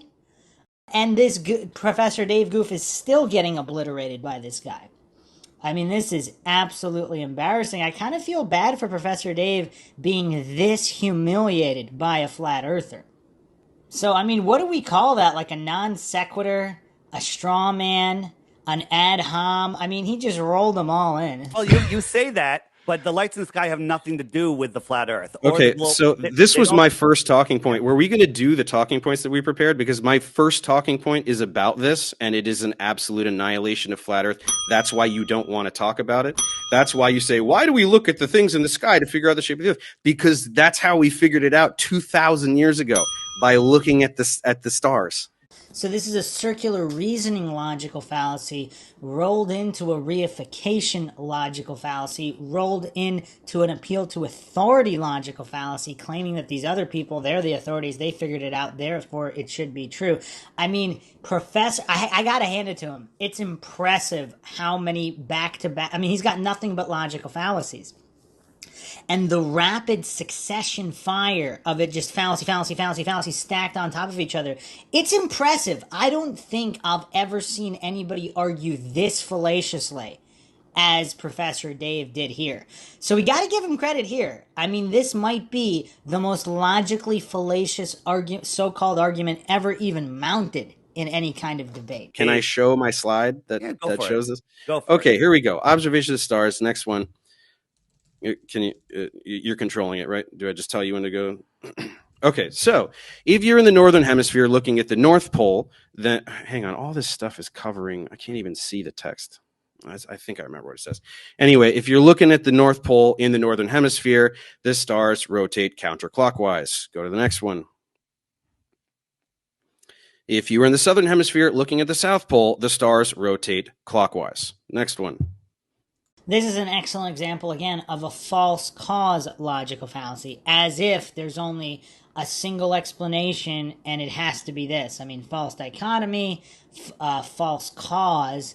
I mean, and in a way, you could also claim it is a reductive logical fallacy. As in oversimplification, like this is that simple that this is the only way this could happen and there will never be any other variables. For example, another parallel here is the alleged Coriolis effect. Which way does the water in a toilet bowl go down? Obviously, it depends on the design of the toilet bowl. You could have two different bowl designs and one will go counterclockwise, one will go counterclockwise in your same house, regardless of where on earth you are. So, I mean, this logical fallacy stack, I mean, it is kind of impressive. I can't lie. I am impressed by Professor Dave's cluelessness and his ability to stack so many logical fallacies inside single arguments. I mean, it's impressive. It's impressive. How does this make sense on a flat earth? Sorry, this is a screenshot from one of my videos. So in the video, they're rotating in different directions. Why would two people on a flat pizza land look at the sky and see a sky that is rotating in different ways? Next one. Okay, so this is actually an interesting point. I don't think I've addressed this in previous podcasts. So this is what a lot of so-called heliocentric globe earthers believe is a smoking gun on the rotation, the appearance of clockwise versus counterclockwise rotation, depending on whether you're in the northern or southern hemisphere. Now, just to lay the groundwork for this concept, I don't know, a lot of people have done this, but just the way perspective works regarding things that are spinning around a singular point. So, if you're in an office chair with wheels, point at, go underneath your, go straight underneath your light bulb in your room. Now look up at the light bulb while you're spinning to the right. So spin clockwise in your office chair and point to the light bulb above you and observe whether you're going clockwise or counterclockwise around your finger pointing at the light bulb. Then look down, point a spot at the floor. You could, if you want to make it easier, you could put put an object or whatever, bottle cap, a small piece of whatever, a quarter on the floor right underneath and between your feet, point at it while you're spinning in your chair, and you're still spinning to the right clockwise, and see which way it looks, and then compare. So you're spinning in the same direction, but whether you're looking up or down, it appears to be rotating a different direction, one of those two, correct? So it's, again, he's claiming, he's falling for all these logical fallacies, like the reductive fallacy of oversimplification, as if it can only happen one way. So the other thing to note, if for people with more time on their hands, you can go into the program Stellarium and observe this effect of the appearance of rotation. So if, again, I'm not claiming this is true, but if we are in a type of planetarium, regardless of the shape of the Earth, the way the stars rotate above, depending on the distances, the axes, the speed of rotation, things would appear to rotate a certain way versus another way, and you can position yourself different spots of the Earth to observe the appearance of the sky. Anyone interested in the way that this could theoretically work. Now, a point against the heliocentric globe model is there wouldn't be star trails around the North Pole. Why would the star trails be perfect circles rotating around the North Pole if the Earth is flying through space and our Milky Way galaxy is flying through space, and then all the other galaxies are magically flying in all these different directions? Again, I'm not saying that's not happening, but you would need a better explanation than billions of years light takes to travel. I mean, that kind of magical explanation, billions of years. I mean, that's kind of used for evolution as well. That's not proof. Saying something, again, the burden of proof is not met there. Saying something's going to take forever, therefore the theory is true. I mean, that's obviously silly nonsense. The theory might be true, but you can't prove it by saying, magically millions of years. I mean, that kind of silly nonsense, that's not scientific. You have to observe and measure, not hallucinate and default to blind faith. Let's continue here. Now, this is probably his dumbest argument yet. And furthermore, why can't we all see the same stars? There are stars that you can only see in the northern towards the northern hemisphere, and stars you can only see in the southern hemisphere. Next one. All right, so that leads me to believe, is it possible that Professor Dave is just this dumb he hasn't looked at a single flat earth argument? This is such a common one. If you're in a giant warehouse and you put up a certain light bulbs and then you go hundreds of miles and put different color light bulbs in different positions, obviously you wouldn't see the light bulb. This is the goofery of some of these clueless heliocentric globe debaters. They're trying to plug in the parameters of distance and everything into the flat earth model, but the flat earth model does not include those parameters. So that's a straw man logical fallacy as well, and also a non sequitur, because this is just nonsense. In the flat earth model, true or untrue, you wouldn't see the same stars from everywhere in the Earth if the stars are relatively close. Again, it's just like the warehouse example. And some people also bring up the angle of the moon. Like if you tape a picture of a smiley face to your ceiling, walk from one end of your living room to the other end of the living room, the smiley face will be upside down. That doesn't mean you're on a globe. These are very simple children's level experiments you can do to clearly show how goofy Professor Dave's arguments are here. This is children's level stuff that he doesn't understand. Now, again, is he just mentally disabled, or does he get a kick out of embarrassing himself this severely?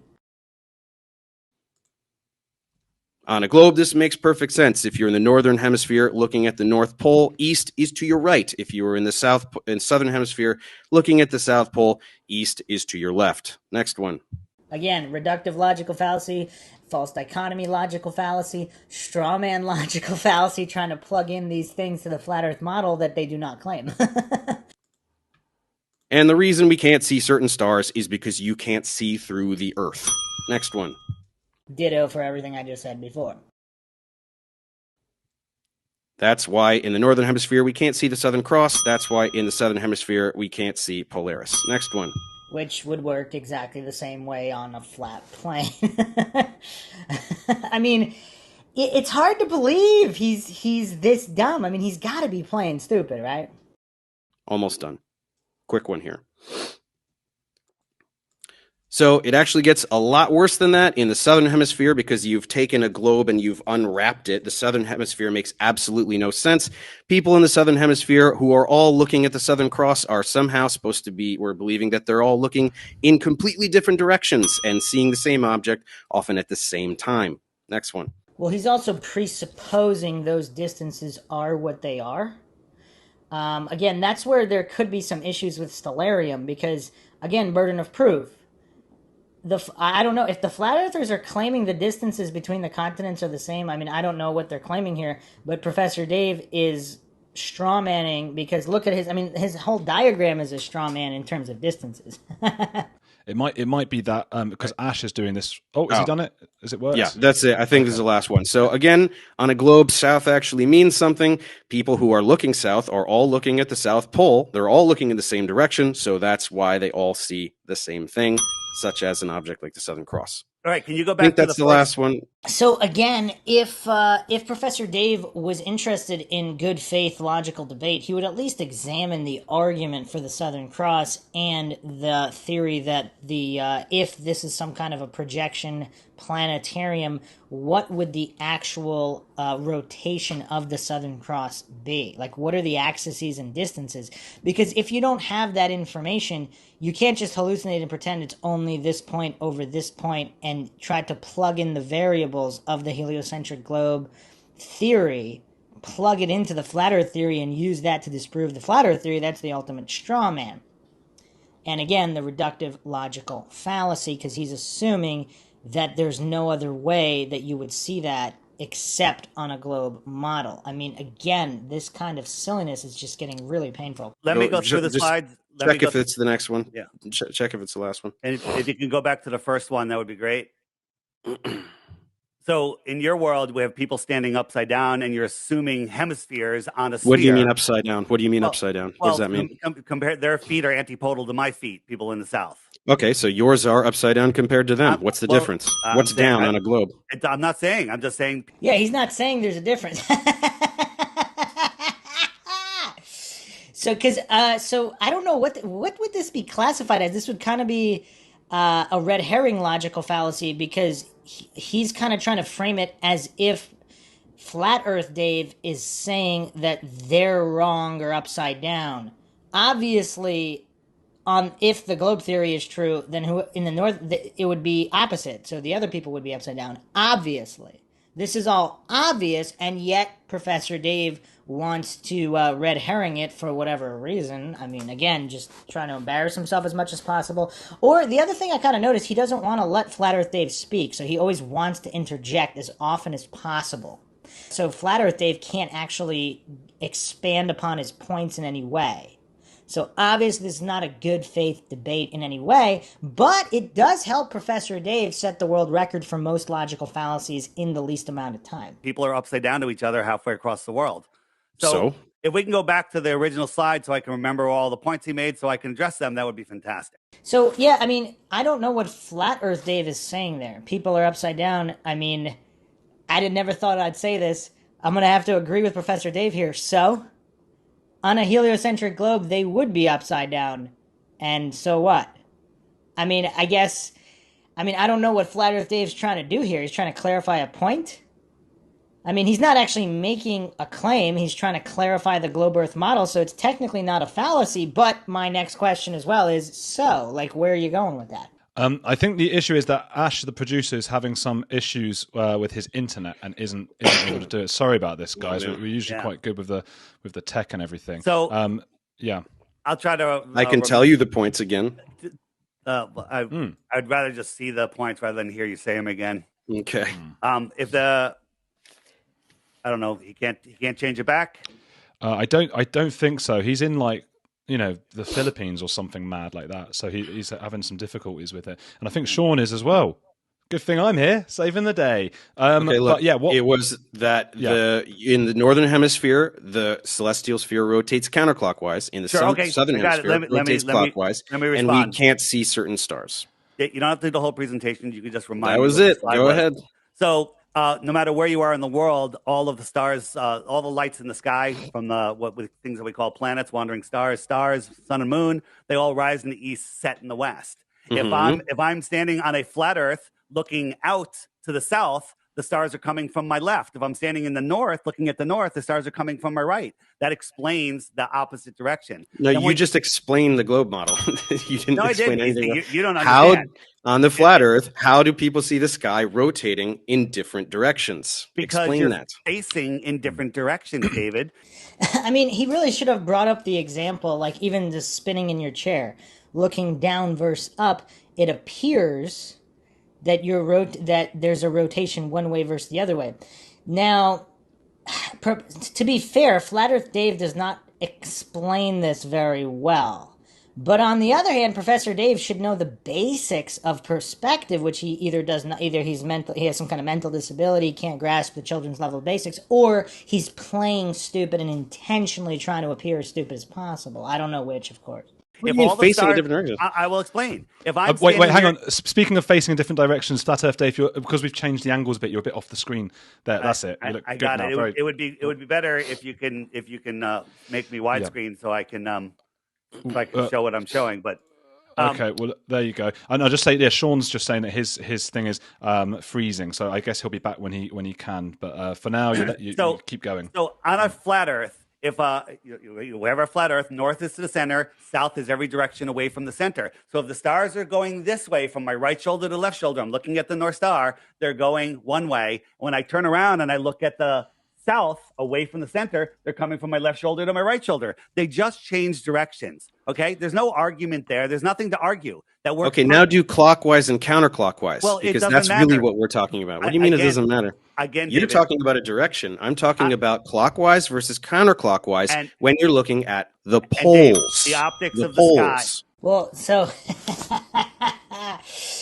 so now he's presupposing that there are poles. See, again, he's trying to plug in the variables of the heliocentric globe, which Flat Earth Dave does not believe in. He does not believe there's a South Pole. So again, this utter failure of Professor Dave to understand even basic rudimentary flat Earth theory, and yet he's debating on it. I mean, this level of cluelessness, I mean, it really is something else. It's just something else. Again, he's just stacking all these fallacies. Yeah. Well, you say the poles.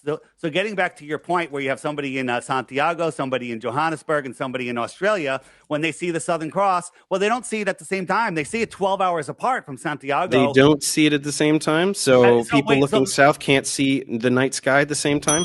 David, if you understand what the flat Earth model is, if somebody's in Santiago... You don't have a model. Well, he clearly has a model. It might not be true.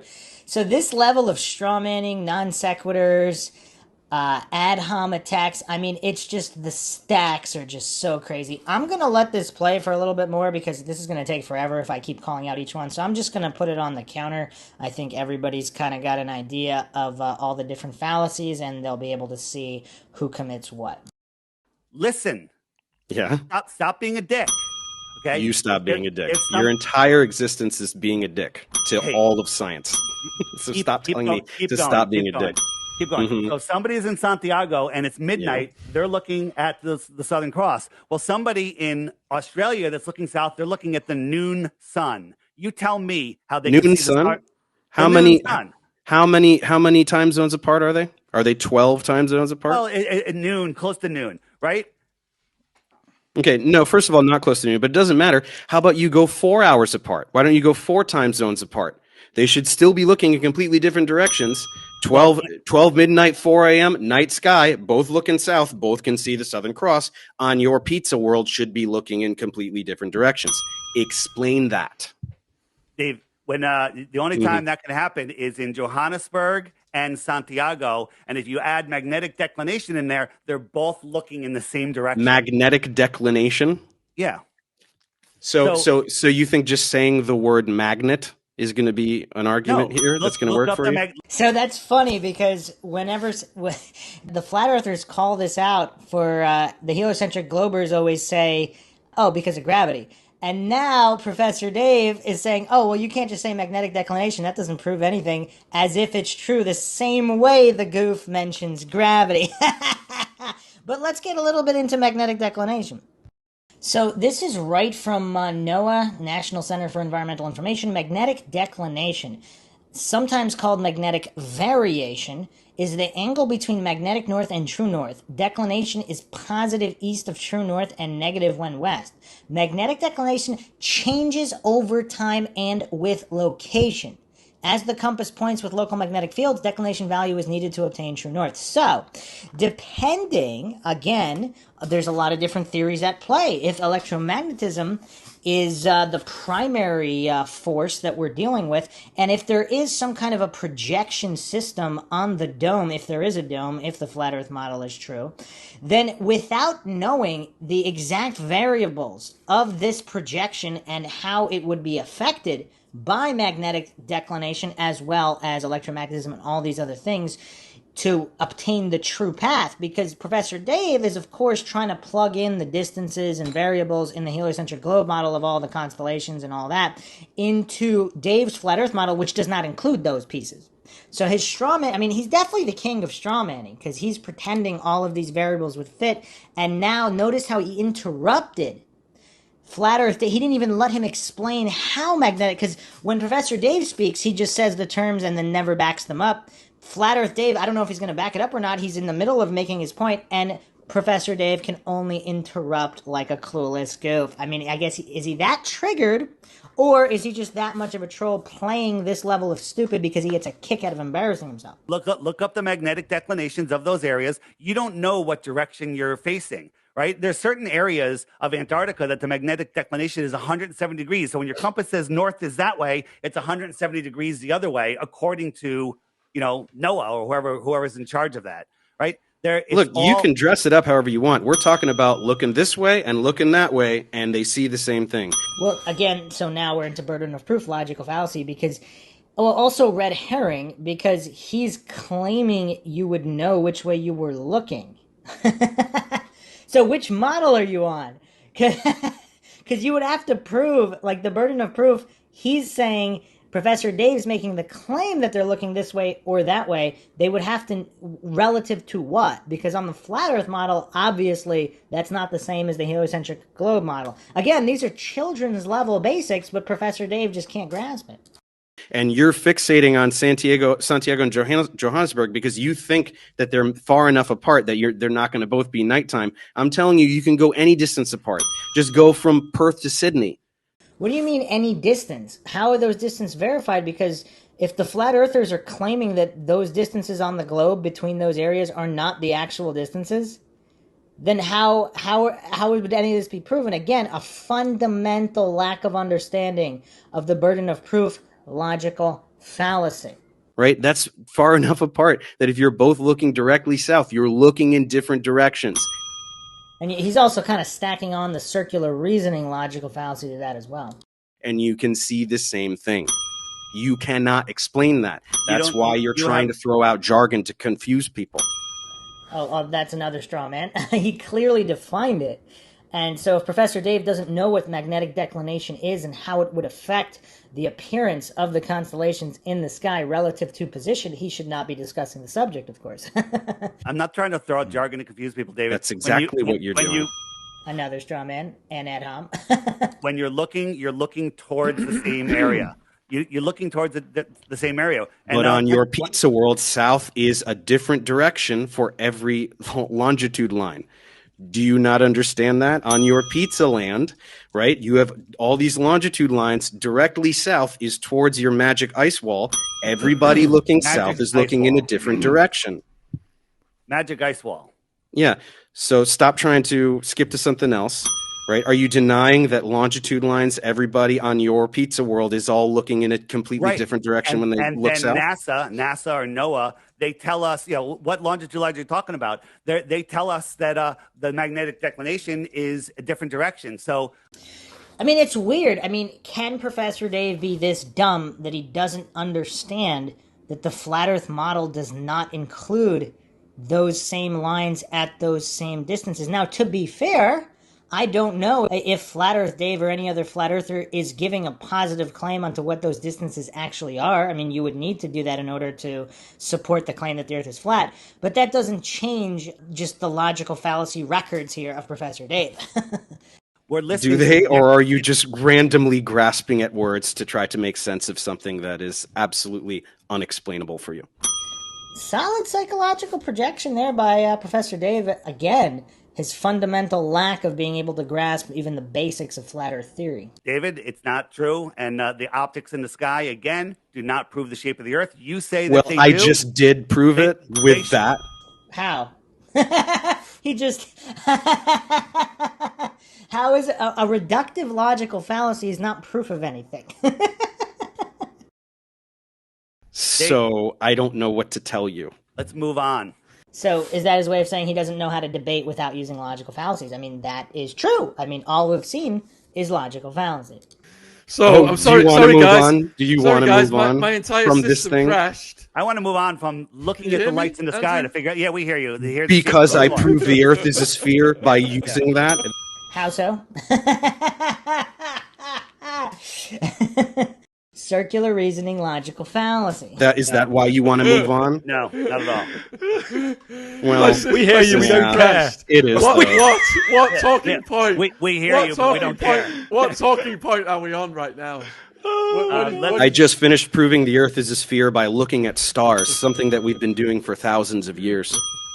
Okay, so what is that? Appeal to popularity, appeal to authority, reification fallacy, circular reasoning, logical fallacy, and reductive logical fallacy. Man, Professor Dave is really good at just rattling off fallacies and hallucinating they somehow prove something. Yeah, so says you. Go ahead. Yeah, and everybody who's ever lived. Appeal to extremes and appeal to authority and appeal to popularity all rolled into one. So NASA isn't going to really help you with that one. Sorry, buddy. They started in the 1950s. Another straw man because Flat Earth Dave never claimed it was only NASA or whatever. All right, so we've got a talking point from Dave, which is the Bible has 200 references to the flat Earth. Every major ancient civilization cosmology depicts the Earth as flat. That's from me or from Dave? That is I would from never say you, that. I think. That's not from me. That's not from me. It's from Ash. It's from Ash.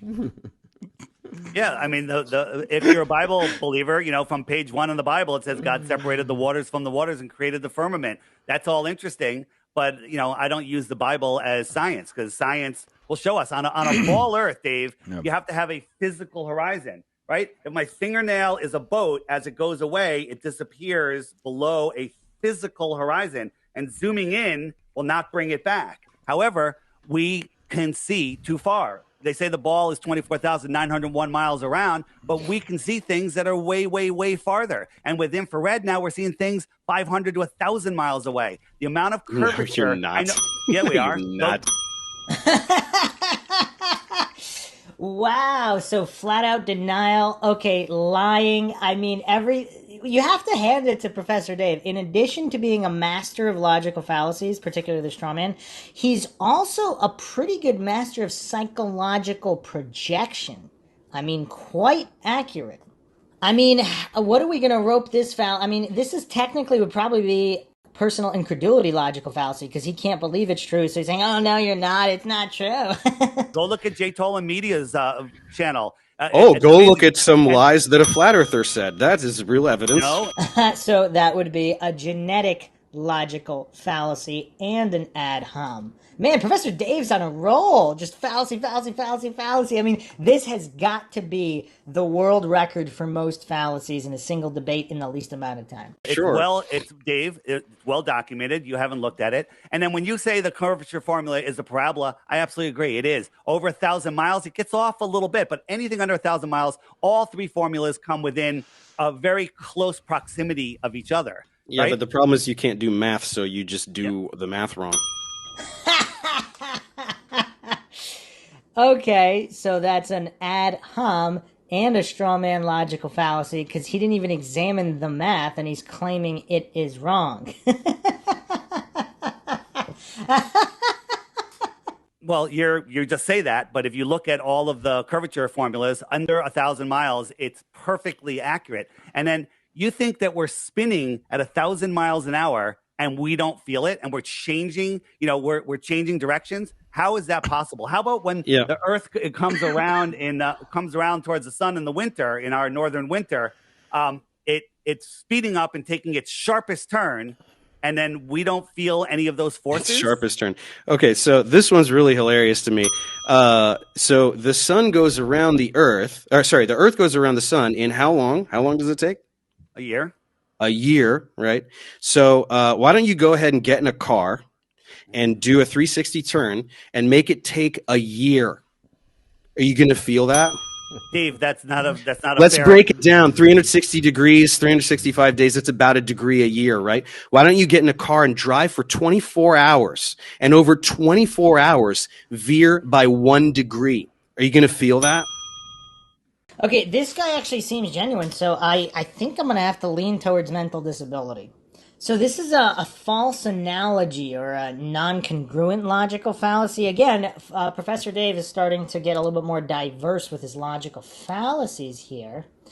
So obviously, one single motion over a period of time is non-congruent to the claimed motions of the Earth, because there's a claimed 1,000 mile per hour spin on the axis, then there's the claimed movement around the sun, then there's the claimed movement of the entire Milky Way galaxy. So these are all multiple points of direction, not a single point. That would be equivalent to this. People say, "Oh, I'm just trying to think of the easiest way." I'm just trying to think of something to say that will make sense. Stop being a dick. Right? Imagine you want to compare that. Man. If you want to compare that to reality, imagine you're in an airplane where you remove the outer shell of the airplane, you double the speed of the airplane, and you nosedive 2 miles a minute. Okay, and that just to follow the curve of the Earth. That's the speed that the Earth is curving. And when something's moving and it's curving, that's acceleration. Okay, so big words. So that was a red herring. I'm going to count that as a red herring for Flat Earth Dave here, because that doesn't specifically address the multiple motions or the time of the motion. He kind of changed the argument on moving vertically, whereas the previous argument was moving horizontally. Acceleration's a big word. When it is for you because you're not using it properly. How is he not using it properly? So, I mean, this would basically be an ad hom, as if he's too stupid to know the right definition, so he's not using it properly without showing how he's not using it properly. So, acceleration is rate of change in velocity. So you're using it like when velocity. You change so off you don't of know your what vector, acceleration when means. you change off of your vector, that force is equal to acceleration. Okay. Yeah, but I just told you, right? It takes a year to go around the sun. How much are you feeling? Do you want to calculate it? Should we calculate it together? I'm talking about the spin of the Earth. The spin of the Earth. The spin of the Earth. Right? You're dropping. The spin of the Earth is constant. 2 miles you do not a minute. feel. You're falling, like if you take a point in space and you go for an hour, you're falling at the same rate as a skydiver free falling. Okay? That's ridiculous. Right? You are curving off of your line of your trajectory. So that's an appeal to incredulity by Flat Earth Dave there. Just because it's ridiculous doesn't mean it's not true. Now, he does mix in some examples, but unless he does so here, this is a fallacy for him. This one I think I figured out, and I think this one is genuine confusion on your part. So I don't want to hold this one against you as much as other lies you tell, which are just blatant lies.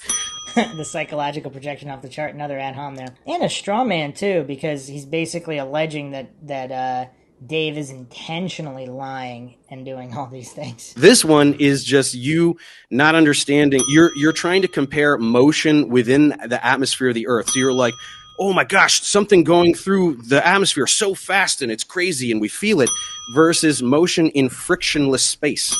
Do you not understand that that's not the same thing, right? The atmosphere on Earth is very thick. There's a lot of friction, right? So when you try to move through air, there's friction and you feel it. So that's a red herring on the part of so-called Professor Dave, because that's not really relevant. like whether you would feel it or not, either it's happening or it's not happening. Because I mean, that was a fallacious point from Flat Earth Dave saying it's ridiculous. That's an appeal to incredulity right there. But this is clearly a red herring, and also burden of proof if he's going to claim that something is frictionless versus not frictionless, and a space has whatever the atmosphere is here, not there. I mean, again, these are things that need to be proven, which he has not done. And you could also, that's also circular reasoning, logical fallacy, technically. It doesn't matter. What do you mean it doesn't matter? If that air is spinning with the Earth, which you have to believe in your model, you would feel doesn't matter. You would feel that motion. If you're in an airplane, why would you feel the motion? Why would you feel the motion? Because your energy is changing directions, and you would have your energy is changing directions. What about eclipses, guys? What about eclipses? Hold on. That's my third talking point. I hope we get to it. Let's finish this point. Your mainstream science says that because of the spin of the Earth, because of the centrifugal force, that the water bulges at the equator 14 miles high. What? This is what Neil deGrasse Tyson and science tells us about the spin of the Earth. The water at the equator, yes, it does. It bulges 14 miles high. He actually did say that. So this just denial of, I mean, what would you even place this in? The tide doesn't actually come in and out. There is a bulge of water, two of them, on opposite sides of the Earth, caused by the sun and the moon. And Earth turns inside that bulge. When we say the water rises and falls tidally, what's happening is we are rotating into the bulge and then out of the bulge. So the bulge is already there. It's already there. And all we kind of do is pass through the bulge. Pass through, and the water gets high and it gets low. So that's the clip there from Neil deGrasse Tyson here. And of course, Professor Dave is so clueless, he doesn't even know about the equatorial bulge. That's his own model that he's defending on blind faith and logical fallacies. So this goof, he's so clueless and triggered like a small child. He hears something he doesn't think is true. No, that's not true. No, it doesn't. No, it doesn't. Like a small child denying what they're ignorant of. So another appeal to incredulity, logical fallacy. I mean, this is world record stuff here. It makes the Earth 29 miles wider at the equator. No. That's the Earth, not the water. There is a bulge of water. What are you talking about? There is a bulge of water. Are you a moron? There is a bulge of water. Dude, the radius. This is what happened. You're very confused. So let me ask you a question. No, stop, because you just said a very specific number, and I know why you said that number. The diameter of the Earth is about 27 miles greater at the equator. That's the whole Earth. You're trying to pretend that it's all water, that there's just this big thing of water that's 14 miles. Is that what you're genuinely trying to say? Are you that stupid? There is a bulge of water.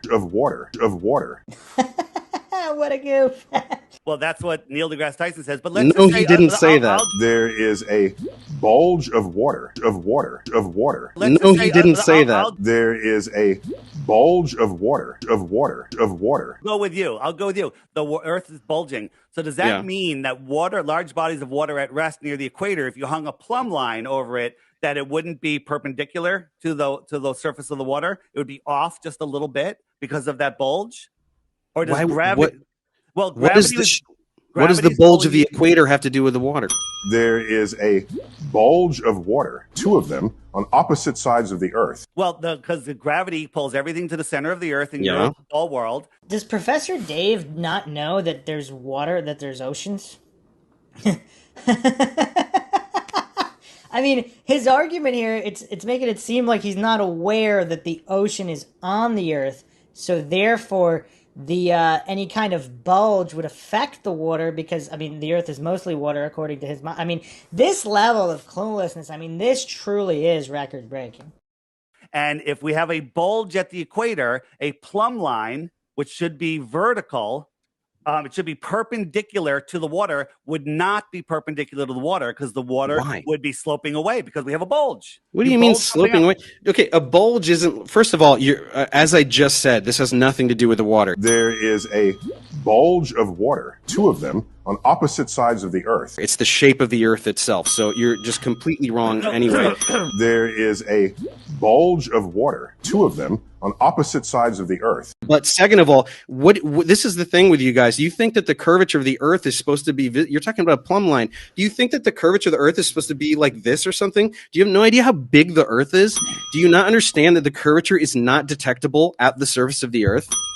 I mean, it's not detectable, yet he's claiming that a ship would disappear over the edge if that's what he's claiming, unless he doesn't claim that. But he claimed that the other guy doesn't know math because he doesn't understand any of these arguments. So the psychological projection just off the charts here. He doesn't understand any of it, yet he continues to argue. It's really big. It's a really big go over the planet. horizon. We can see boats go over the we can see boats go over the horizon, but we can't see the curve. Right? Dave, according to your math, there's certain things that should be behind a curve at certain distances, but we can see too far. But we can't. You just lie about them. Who's the one that just said you can't detect it? You just said earlier that we can see things 1,000 miles away. Are you out of your mind? Everybody should be able to take a telescope then and see something 1,000 miles away. Why can't they? Oh, that's a great argument. So this goof doesn't know about the visibility index. So he just did, he just stacked a few more logical fallacies there, the false dichotomy. Either if the Earth is flat, you see forever. There's just no such thing as precipitation. There's no such thing as rain or any precipitation. There's no such thing as a visibility index. I mean, this level of goofery.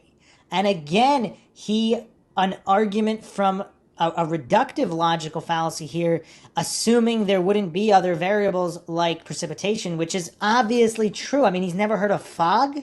I mean, what kind of goofery is this? Dave, you don't know where it was taking it from. It's infrared cameras. Go look at JTOL and Media One and watch all of the. He's the special one. He can do it. Nobody else can do it. Actually, Nobody no, else other can get people this can do it. footage. So, but they don't. Dave, let me ask you a They question. just don't because they don't feel like it. Is Strawman, genetic logical fallacy. There's a whole bunch of infrared footage. There's infrared footage from planes, etc., but he's so busy interrupting, trying to set the world record for logical fallacies that, or again, if he just gets at a kick out of making himself look this stupid and embarrassing himself to this level, I mean, bravo, because he accomplished that. do you believe that the ground is horizontal? It's almost perfectly horizontal. Yes. Okay. Are horizontals parallel? Horizontals parallel? That's a question. I think what you're trying to ask is if you have parallel planes, right? If you have two flat planes, can they be made parallel? Yes, two flat planes can be made parallel. Well, what are you saying? Because nobody has any clue what you're saying. If you have a horizontal line on Earth, then there's only one point that would be touching the Earth, and the rest would just rise up into space. But all horizontal lines line up with the horizontal horizon. Okay, they're all parallel. Yeah, they, or do they just look like that because your eyes suck and they can't distinguish between arc seconds of angle? Oh, okay. So maybe he's not mentally disabled. So he's just intellectually dishonest because all of a sudden, he's claiming what you see might not be true. So the hypocrisy off the charts here, because earlier you look through a telescope, something looks round, all of a sudden it has to be a sphere because it looks like it. And then all of a sudden, when it comes to parallel lines in the distance, all of a sudden he's saying your eyes suck and it might not look the way it is. So he's not mentally disabled. So this is all an act of just playing stupid in an intellectually dishonest fashion. Well, at least we have evidence of that now. All right. Well, let me phrase it looking like it perfectly overlaps doesn't mean that it perfectly overlaps. Just because the horizon looks flat doesn't mean it's perfectly flat. 10 minutes left, guys, to move on to eclipses. 10 minutes left. I didn't even get to do I did one of my things. Maybe he shouldn't interrupt so much then, because Flat Earth Dave could have made his points a lot quicker without the 50 million interruptions per point. It could be 13 minutes. Well, my question is, the top of the World Trade Towers, when they were up, are those floors larger than the lower floors? Because for them to be perpendicular, they would have to get larger, right? How far apart were they? What? That doesn't make any sense. I mean, I don't know what Flat Earth Dave is getting at there. I mean, we're going to have to go false cause on that one because I don't see the relationship there. I mean, he would, again, I mean, he didn't explain that at all. Maybe he's got a point to it, but as of yet, unexplained points, false cause for Flat Earth Dave there. How far apart were the towers? I don't know, but I'm asking you about one tower.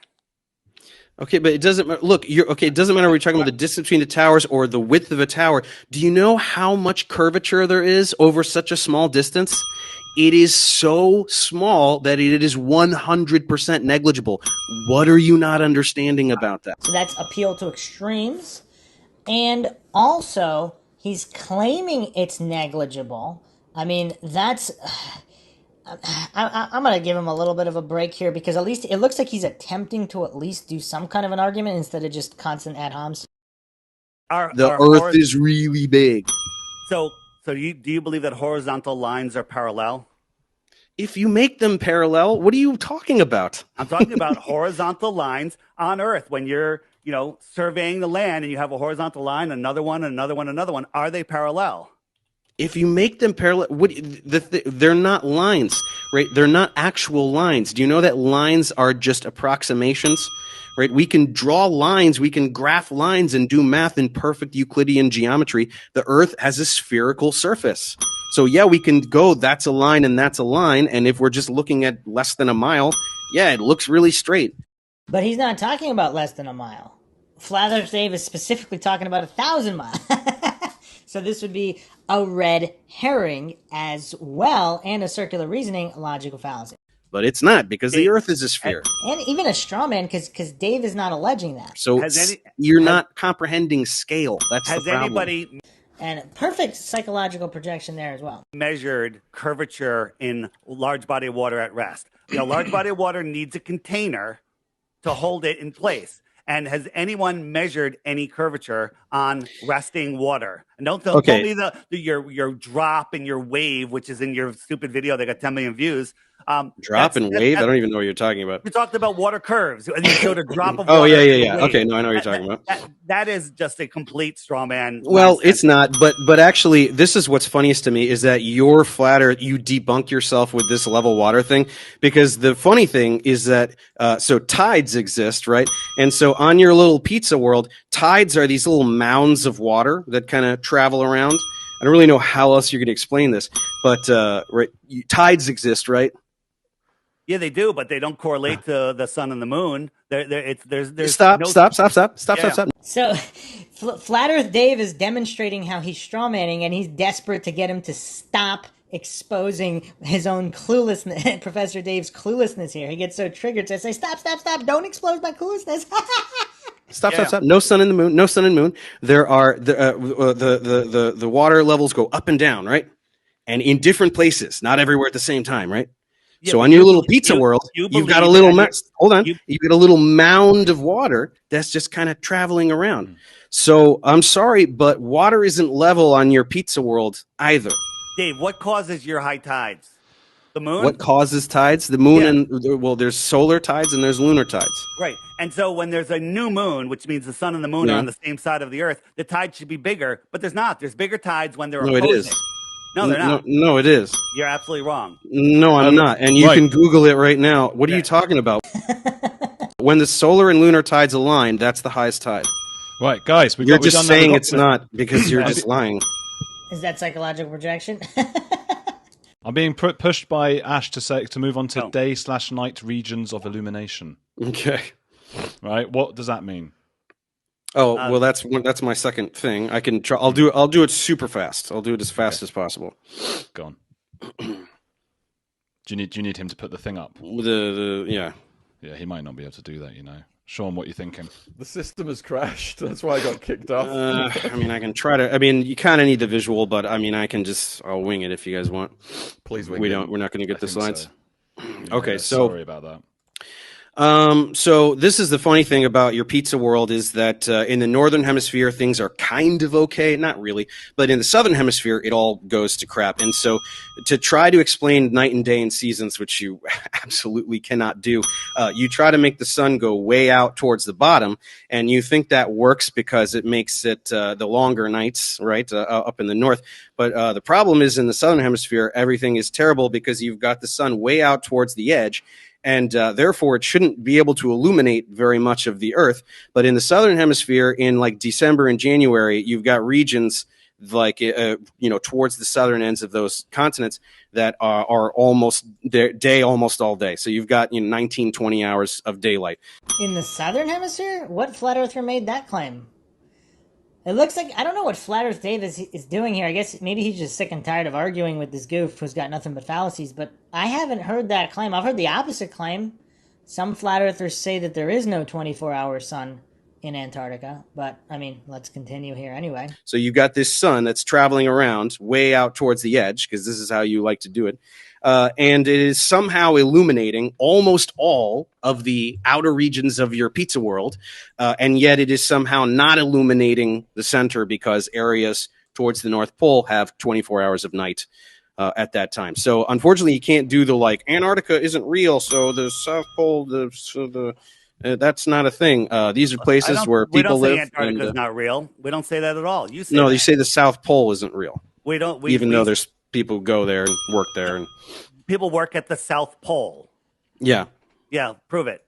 Okay, so you can get a job there. Did you know that civilians can get jobs? So the way you should apply for one. I think that'd be a cool video for you to do. Dave, on your upside down world, on your ball world, in the north, Norway and northern Alaska, we have the 24-hour sun in June. Okay, and we see the sun, and it's been filmed by millions of people, and you can watch the sun circle around. Makes perfect sense on a ball. Makes perfect sense on flat Earth. We're on the same page there. But 12 months, 6 months later, at equal southern latitudes, you should see the same. But there's no video of the. No, you don't. There's no video of the 24-hour sun. There's 3 or 4 fake videos, clearly fake, taken apart. I'm talking, right? I didn't interrupt you. And there's no 24-hour sun. The sun antarcts away from you. It comes towards you and it goes away. Okay. Unlike the Arctic where it's circling around. I'm still talking. Okay. And there's no 24 hours of daylight. But if you add a dome in there, and again, we're looking at the lights in the sky, which is something that doesn't prove either. When you bring the sun closer to the dome, it wraps around. And we could show you this, get a dome, get a glass, move the light, and you'll see that the light wraps around, and that's exactly what we see in Antarctica. Okay, so I know that you can do your fun little middle school science project where you have a little, serving tray thing, and you make a flashlight do funny things, but you cannot make it actually. So this is why you have your dumb little app, your little thing, and your sun and stuff. It doesn't actually show the regions of actual daylight and nighttime. It just shows like a little cartoon. You don't actually see, it doesn't actually do these patterns. So when you're called out on this, instead of going, oh, my app shows the actual patterns and this crazy arc that would make sense. So first of all, I'm sorry, even though there are videos at the South Pole, I'm sorry that Antarctica is not where a bunch of people live. So we don't have all of these videos like we do way up towards the North Pole. But again, as I said, the way southern region of Argentina, like I did in my video, Ushuaia or whatever it's called. Which cartoon do you like the best showing Antarctica? What do you mean, which cartoon? Which cartoon? There's no pictures of Antarctica from space. Okay, well, there are, so that's really dumb. But let me continue demolishing. Okay, stop. I'm going to continue demolishing the idiotic thing you just said earlier. So you can do your little thing. Flat Earthers love to do their little middle school science projects. So, okay, you've got the thing and blah, blah, blah. So why can't your Flat Earth app do it? Why can't you actually show the regions of day and night? Why can't you look at that and go, yeah, look at that. I see the light illuminating this part of the Flat Earth. Right, and I can see that we have 20 hours of sunlight in southern Argentina, and I can see that you just have a little cartoon doing nonsense, and then all of your idiot people who buy that thing, they're not like, oh, that looks cool, and they don't actually look at what it does at all, right? Why can't you have it show that, right? It shows pretty accurately the amount of day and night, but I can't show it. Well, I can't show it because if on the latitude line that you're on. it's different where you are. So I have to kind of blend them together. It's just a tool to show the amount how, of day and night depends. The amount of day and night that objectively happens in a place depends on your latitude. Well, again, this is an issue. There's two sides on the issue here, because if you burden of proof is on positive claims. So if Professor Dave wants to claim that the continents are X distance apart, he would have to prove that as well as anything. Now, the flat earthers would also have to prove that, but some of the flat earthers are saying that they don't know the distances because they can't verify them. So obviously that's not proof for a flat earth. But this is clearly another reductive logical fallacy and also false cause logical I mean, there's just so many fallacies here that Professor Dave is just, I mean, this is just world record stuff here. Because if you don't know all of those parameters, how would you know exactly how many hours occurs where if you can't verify where you are in relation to a different place? Which you would need to do to prove either model, of course. Absolutely, 100% on your ball too. When I'm in the north, I don't think you understand. I don't think you understand what I just said. No, you don't understand what I just said. No, I definitely know that you're not saying anything. I'm saying that in that town in Argentina, there is an objective time where the sun rises and sets, and where you are doesn't change that. There's no place that you have 17 hours of sun. You have daylight. Daylight is the illumination of the sky. It's not the sun. From the sun. No, the sun is... You're saying that daylight is not from the sun? Absolutely. So if the sun where is it from? If the sun rises... What's making the sunlight then? No. The sun is lighting up the sky. It's like a photographer. You have your main light and then you have your backlight. The sky is the daylight. When the sun is on the east side of your house, right on the horizon, go to the back side of your house. You can read the newspaper. Well, where's that? That sunlight's not... What's it going through your house? It's lighting up the sky. It's scattered by atmospheric particles. That's what it's you still say. Sunlight. Yeah. Well, that's what you say to say a thing that Dave, explains why what I just said is stupid, and I have no way to combat it. Which is exactly what Professor Dave did this entire time. How come nobody has filmed the 24-hour sun in Antarctica? They have. You just say it's a lie. They have, and you just go, oh, that's fake. No, we don't. We don't just go, oh, that's fake. We but show guess you what? It's fake. That's why in my video I don't talk about Antarctica, because you just say it's fake. That's why I picked southern Argentina, because people live there and they have 19 hours of daylight, and you can't explain it because it's this huge. You didn't. You just said there's a glass thing in the flashlight. You're just doing a middle school science project. You're not actually explaining anything. You're just going, oh, I did a thing in my living room, so all of science is wrong. That's what you're doing.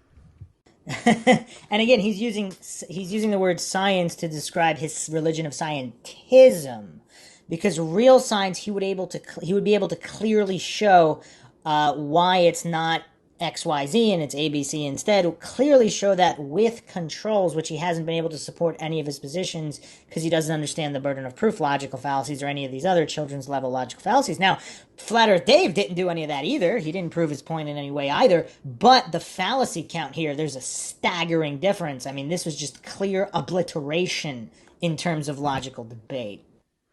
You don't. The globe. I wish I had this slide because the globe. Dave, the optics of the sky are no way to prove the shape of the Earth. They are. Yeah, well, and I just did it twice. Yeah, and you have no way to combat anything I just said, so that's why you say that thing over. Can I just interrupt here? Flat Earth Dave, what would it take? Because I think Dave is saying that people live in Ushuaia and that they have this, and you could just go and ask the people though. You could go. What would it take to convince you, and how important is it? Why is it important to you to hold this belief? What does it mean to you? It's not important to hold the belief. I'm looking for the truth, and if the globe was true, then when in Antarctica in December, you should be able to see the sun circle all the way around without dropping. And you do. You can. Dave, I've seen loads of documentaries where that happens. You can't. You cannot see it. It's absolutely untrue. And we show the best one that they have. They show 24 hours of the sun going around, and when it comes around, not only is it the same clouds, the sun is in a completely different position. And just to reiterate, again, the burden of proof is on the positive claim. You can't just bring Bigfoot and ghost videos and expect people to believe it. Now, if they cannot provide the proof and they're just simply saying there is proof, they're on the fallacious side. Months difference position. So it's all camera trickery, and it's provable. It's not just us saying it. So when you watch No, these it things, you're is like, just oh, you saying it. yeah, well, not true. And do some research, Yeah. Dave, and then get out of your little ball model, and you'll see we don't live upside Hmm. down on a space ball flying through an infinite Down space is towards vacuum. the center of the earth. Nobody is upside down. That's one of the dumbest things you morons say. Down is towards the center of the earth. Nobody Yeah. is upside So down. on your world, there's people upside down relative to me. And you're upside down relative to them. It's a Yeah, sphere. that. Who Good luck with cares? that. Good luck with that. Your Good luck with response that. to basic shapes is good luck with that. Yeah. Are you 5 years old? You have the intellect of a 5-year-old. Wow, the psychological projection of Professor Dave is really on point. I mean, this might be world record not only most logical fallacies in the least amount of time, but most accurate psychological projection in the least amount of time. You can't understand, Hey, little Dave, kids understand this stuff. You know I that? just want to say that you're more of a condescending prick than I thought. I wouldn't say you're more than anything I thought. I know what you are, but I'm sorry again to reiterate for the third time. Your entire identity is based on the idea that all the scientists in the entire world Nope. are lying deceivers. So absolutely not you're true. a condescending That's douchebag. what you say. And me That's what calling you say. stupid, which you are, does not hold a candle to All right, what Sean. you are. That's what he claims. I don't believe that. And Wait, that's what I've what you're got believing. another question for other Dave, Oh. Professor Dave. Just so obviously I could see. I mean, it means a lot to you as on the other side, of course. Why does it annoy you so much, the flat Earth stuff? Because it's so. I mean, first of all, a lot of what I do. I do mainly academic tutorials, but I also address misinformation. I'm very passionate about public science literacy and science denial. And flat Earth is the bottom of the barrel. So I go after like anti-vaxxers and stuff like that, and that is a little more sophisticated. And you have to actually understand a little bit of biochemistry, a little bit of immunology, and things like that. Flat Earth is the only one. I just proved the Earth is a sphere multiple times in this exchange. So if he doesn't even understand, as he said, 5-year-old stuff, 5-year-old science, 5-year-old logical fallacies and faith are not proof. So again, he's just a leading member of the scientism cult, where he doesn't understand the difference between science and scientism. And then he gets all triggered and offended, and he has to hallucinate that anybody that doesn't keep the faith, the same faith that he does, is misinformation. Based on looking at things in the sky and thinking.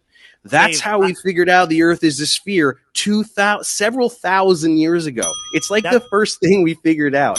Dave, So this is why it's so offensive, because it is a denial of literally all of science. Astronomy, all wrong. Geology, all wrong. Physics, all wrong. It's so unbelievably offensive to the entire human race.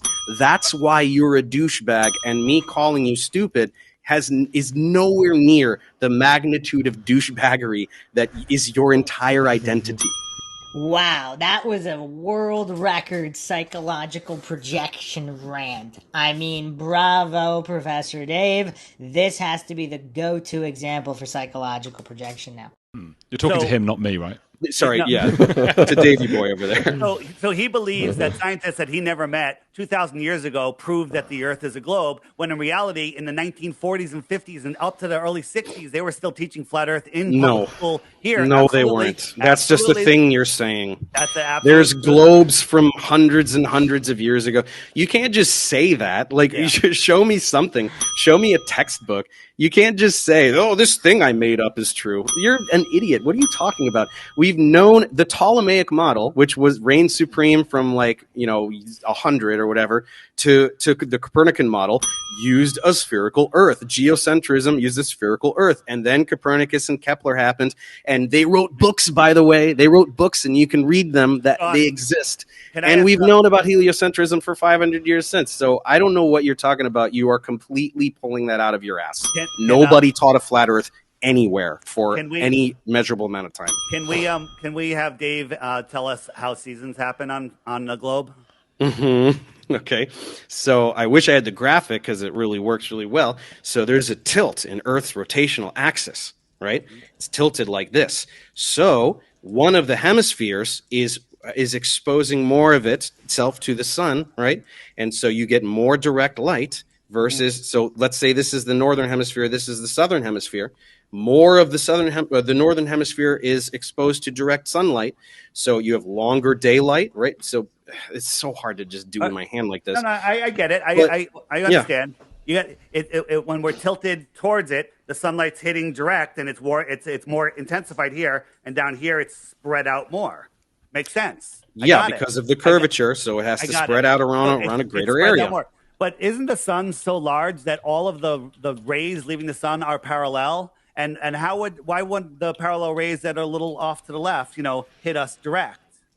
Are the rays leaving the sun parallel, or are they leaving not parallel? Okay, when you have a certain here's a lateral distance. If the sun is directly hitting the part of the Earth that's directly facing it, that's a certain area. Then if you move this way, we have the same lateral distance, but there's a lot of curvature here. It's covering a greater surface area. I have to ask a question. So can the Earth? The Earth. Okay. Do you want to admit that I just explained that perfectly and that your talking point was invalid? I know. I admit that you explained that perfectly, but I have to ask a question. So we have the pole here, and we tilt the Earth. Okay. Mm-hmm. And can you tilt the Earth this way? That's a tilt, also, right? Absolutely. You're just turning it. What are you doing? No. What I'm showing you is here. Here we let's say the sun is over there, and we tilt, and we're now directly towards we have a more direct angle. We're in agreement on this. But if I'm here and I tilt it this way, well, now the sun is lower. It's now skimming. It's now skimming, and it's not hitting as direct. So here's the problem with your seasons. In the north here, in December, when we're 3 million miles closer to the sun, but we'll just ignore that because it's not significant. Yeah, it's not significant, so I don't know why you said it. Well, we're 3 million miles closer. At sunrise, in December at noon, when the sun is 50 degrees in the sky, and I look at the sun, I can barely feel it on my face. I can't get a tan, right? But in June, when we're farther away from the sun, doesn't matter. And at sunrise, when the sun is literally an 89-degree tilt, the worst possible angle, as soon as it shows up on the horizon, I can feel the heat and I can get a tan. Why is that? Because in your world, it should be arctically freezing every morning all year long. I genuinely have no idea what you're saying. So he couldn't even follow the basics there. I mean, a child could understand that argument. I mean, if you put... you could do this with a campfire, and you can turn your body towards the campfire, move a little closer. Obviously, it should be hotter, whether it's on your knee or your elbow, if you're closer to it. So this goof, he's either pretending he didn't understand the argument because he knows that he has no answer. He's too dumb to come up with an answer or rebuttal of any kind. So he has to pretend he didn't understand it, or he truly does have some kind of mental disability and really didn't understand that very basic argument. Throwing around 89 degree. I have no idea what you're talking about. Okay, so you have the sun here, right? The sun, and we're tilted, so it's 34-degree tilt. Well, if I tilted it all the way down to the horizon, so I'm here. I wonder if Sean Atwood understands the point he made, and also this Andrew guy, because they're not laughing anymore. They look kind of serious. Did they understand the point he made? And they don't have a rebuttal for it. They know that, and Professor Dave basically just threw in the towel there, admitting that he doesn't have the intellect to understand that basic point. So, I mean, what's going on here? And the sun's over here, okay? That's an 89-degree tilt, 1 degree off the horizon, right? Any farther, it would be below the horizon. The sun sets. I'm already lost. I have no idea what you're saying. It's because you're stupid, Dave. Right? 5 minutes left, guys. Because you're not saying anything. You're just going, if I tilt it this way, this has nothing to do with anything. Isn't that a logical fallacy? He's saying he doesn't understand anything. And Professor Dave, because you're stupid, but he did explain it. So technically, that wouldn't be a logical fallacy, I don't believe. Because if we're just using the strict definition of the word stupid, Flat Earth Dave explained this 2 times already, very clearly and succinctly. I mean, I don't know how to explain that even more even without the demonstration. I mean, does he not understand the point? If you're slightly closer to the fire, it should feel warmer. I mean, this isn't rocket science.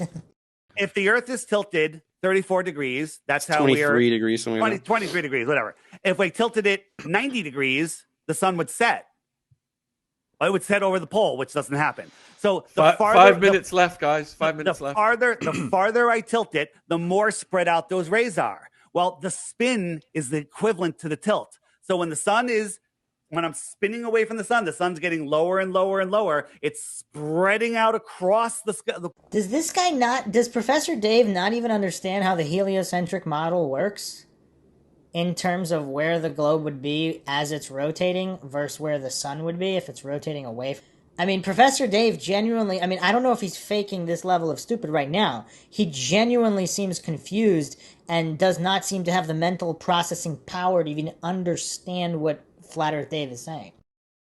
Across the world, it should get colder and colder and colder because that sun is spreading out. Spreading across? You understand that there's always a face of the Earth. There's always the sun is hitting half of the Earth.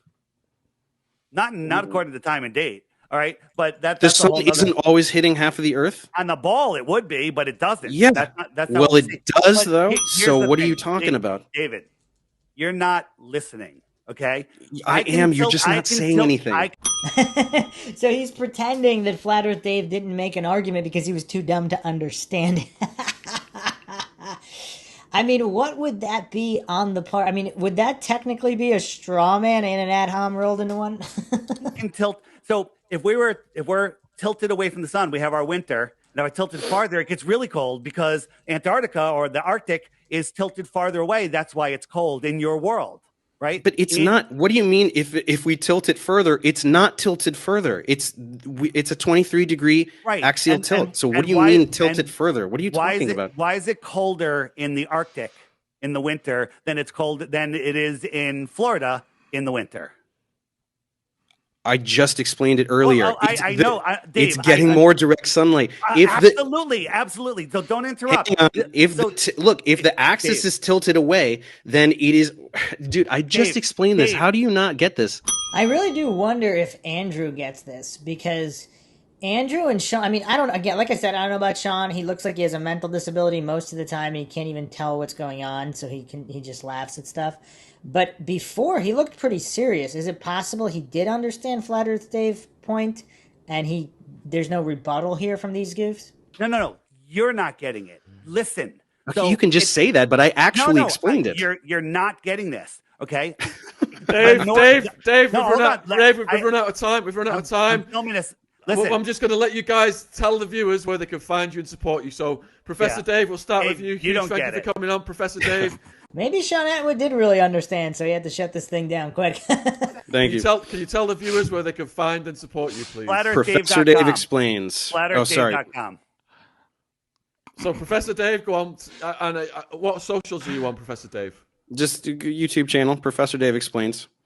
All right, so Professor Dave's YouTube channel link will be in the description box below this video if you want to subscribe, if you want to check his stuff out. Huge thank you for coming on. Flat Earth Dave, do you want to tell the viewers where they can find you? You can find me at FlatEarthDave.com, but I'm thinking of making it ProfessorFlatEarthDave.com, but FlatEarthDave.com because isn't that cute? We get to make up to being professors. That's always nice. Yeah, I actually taught at an accredited university though, so it's not that weird. Thank you. Without a degree, multiple degrees. I have a master's degree. And they fired you. Dave, can I get those bitcoins? We've got another debate coming up in a minute. So huge thank you guys. Yeah.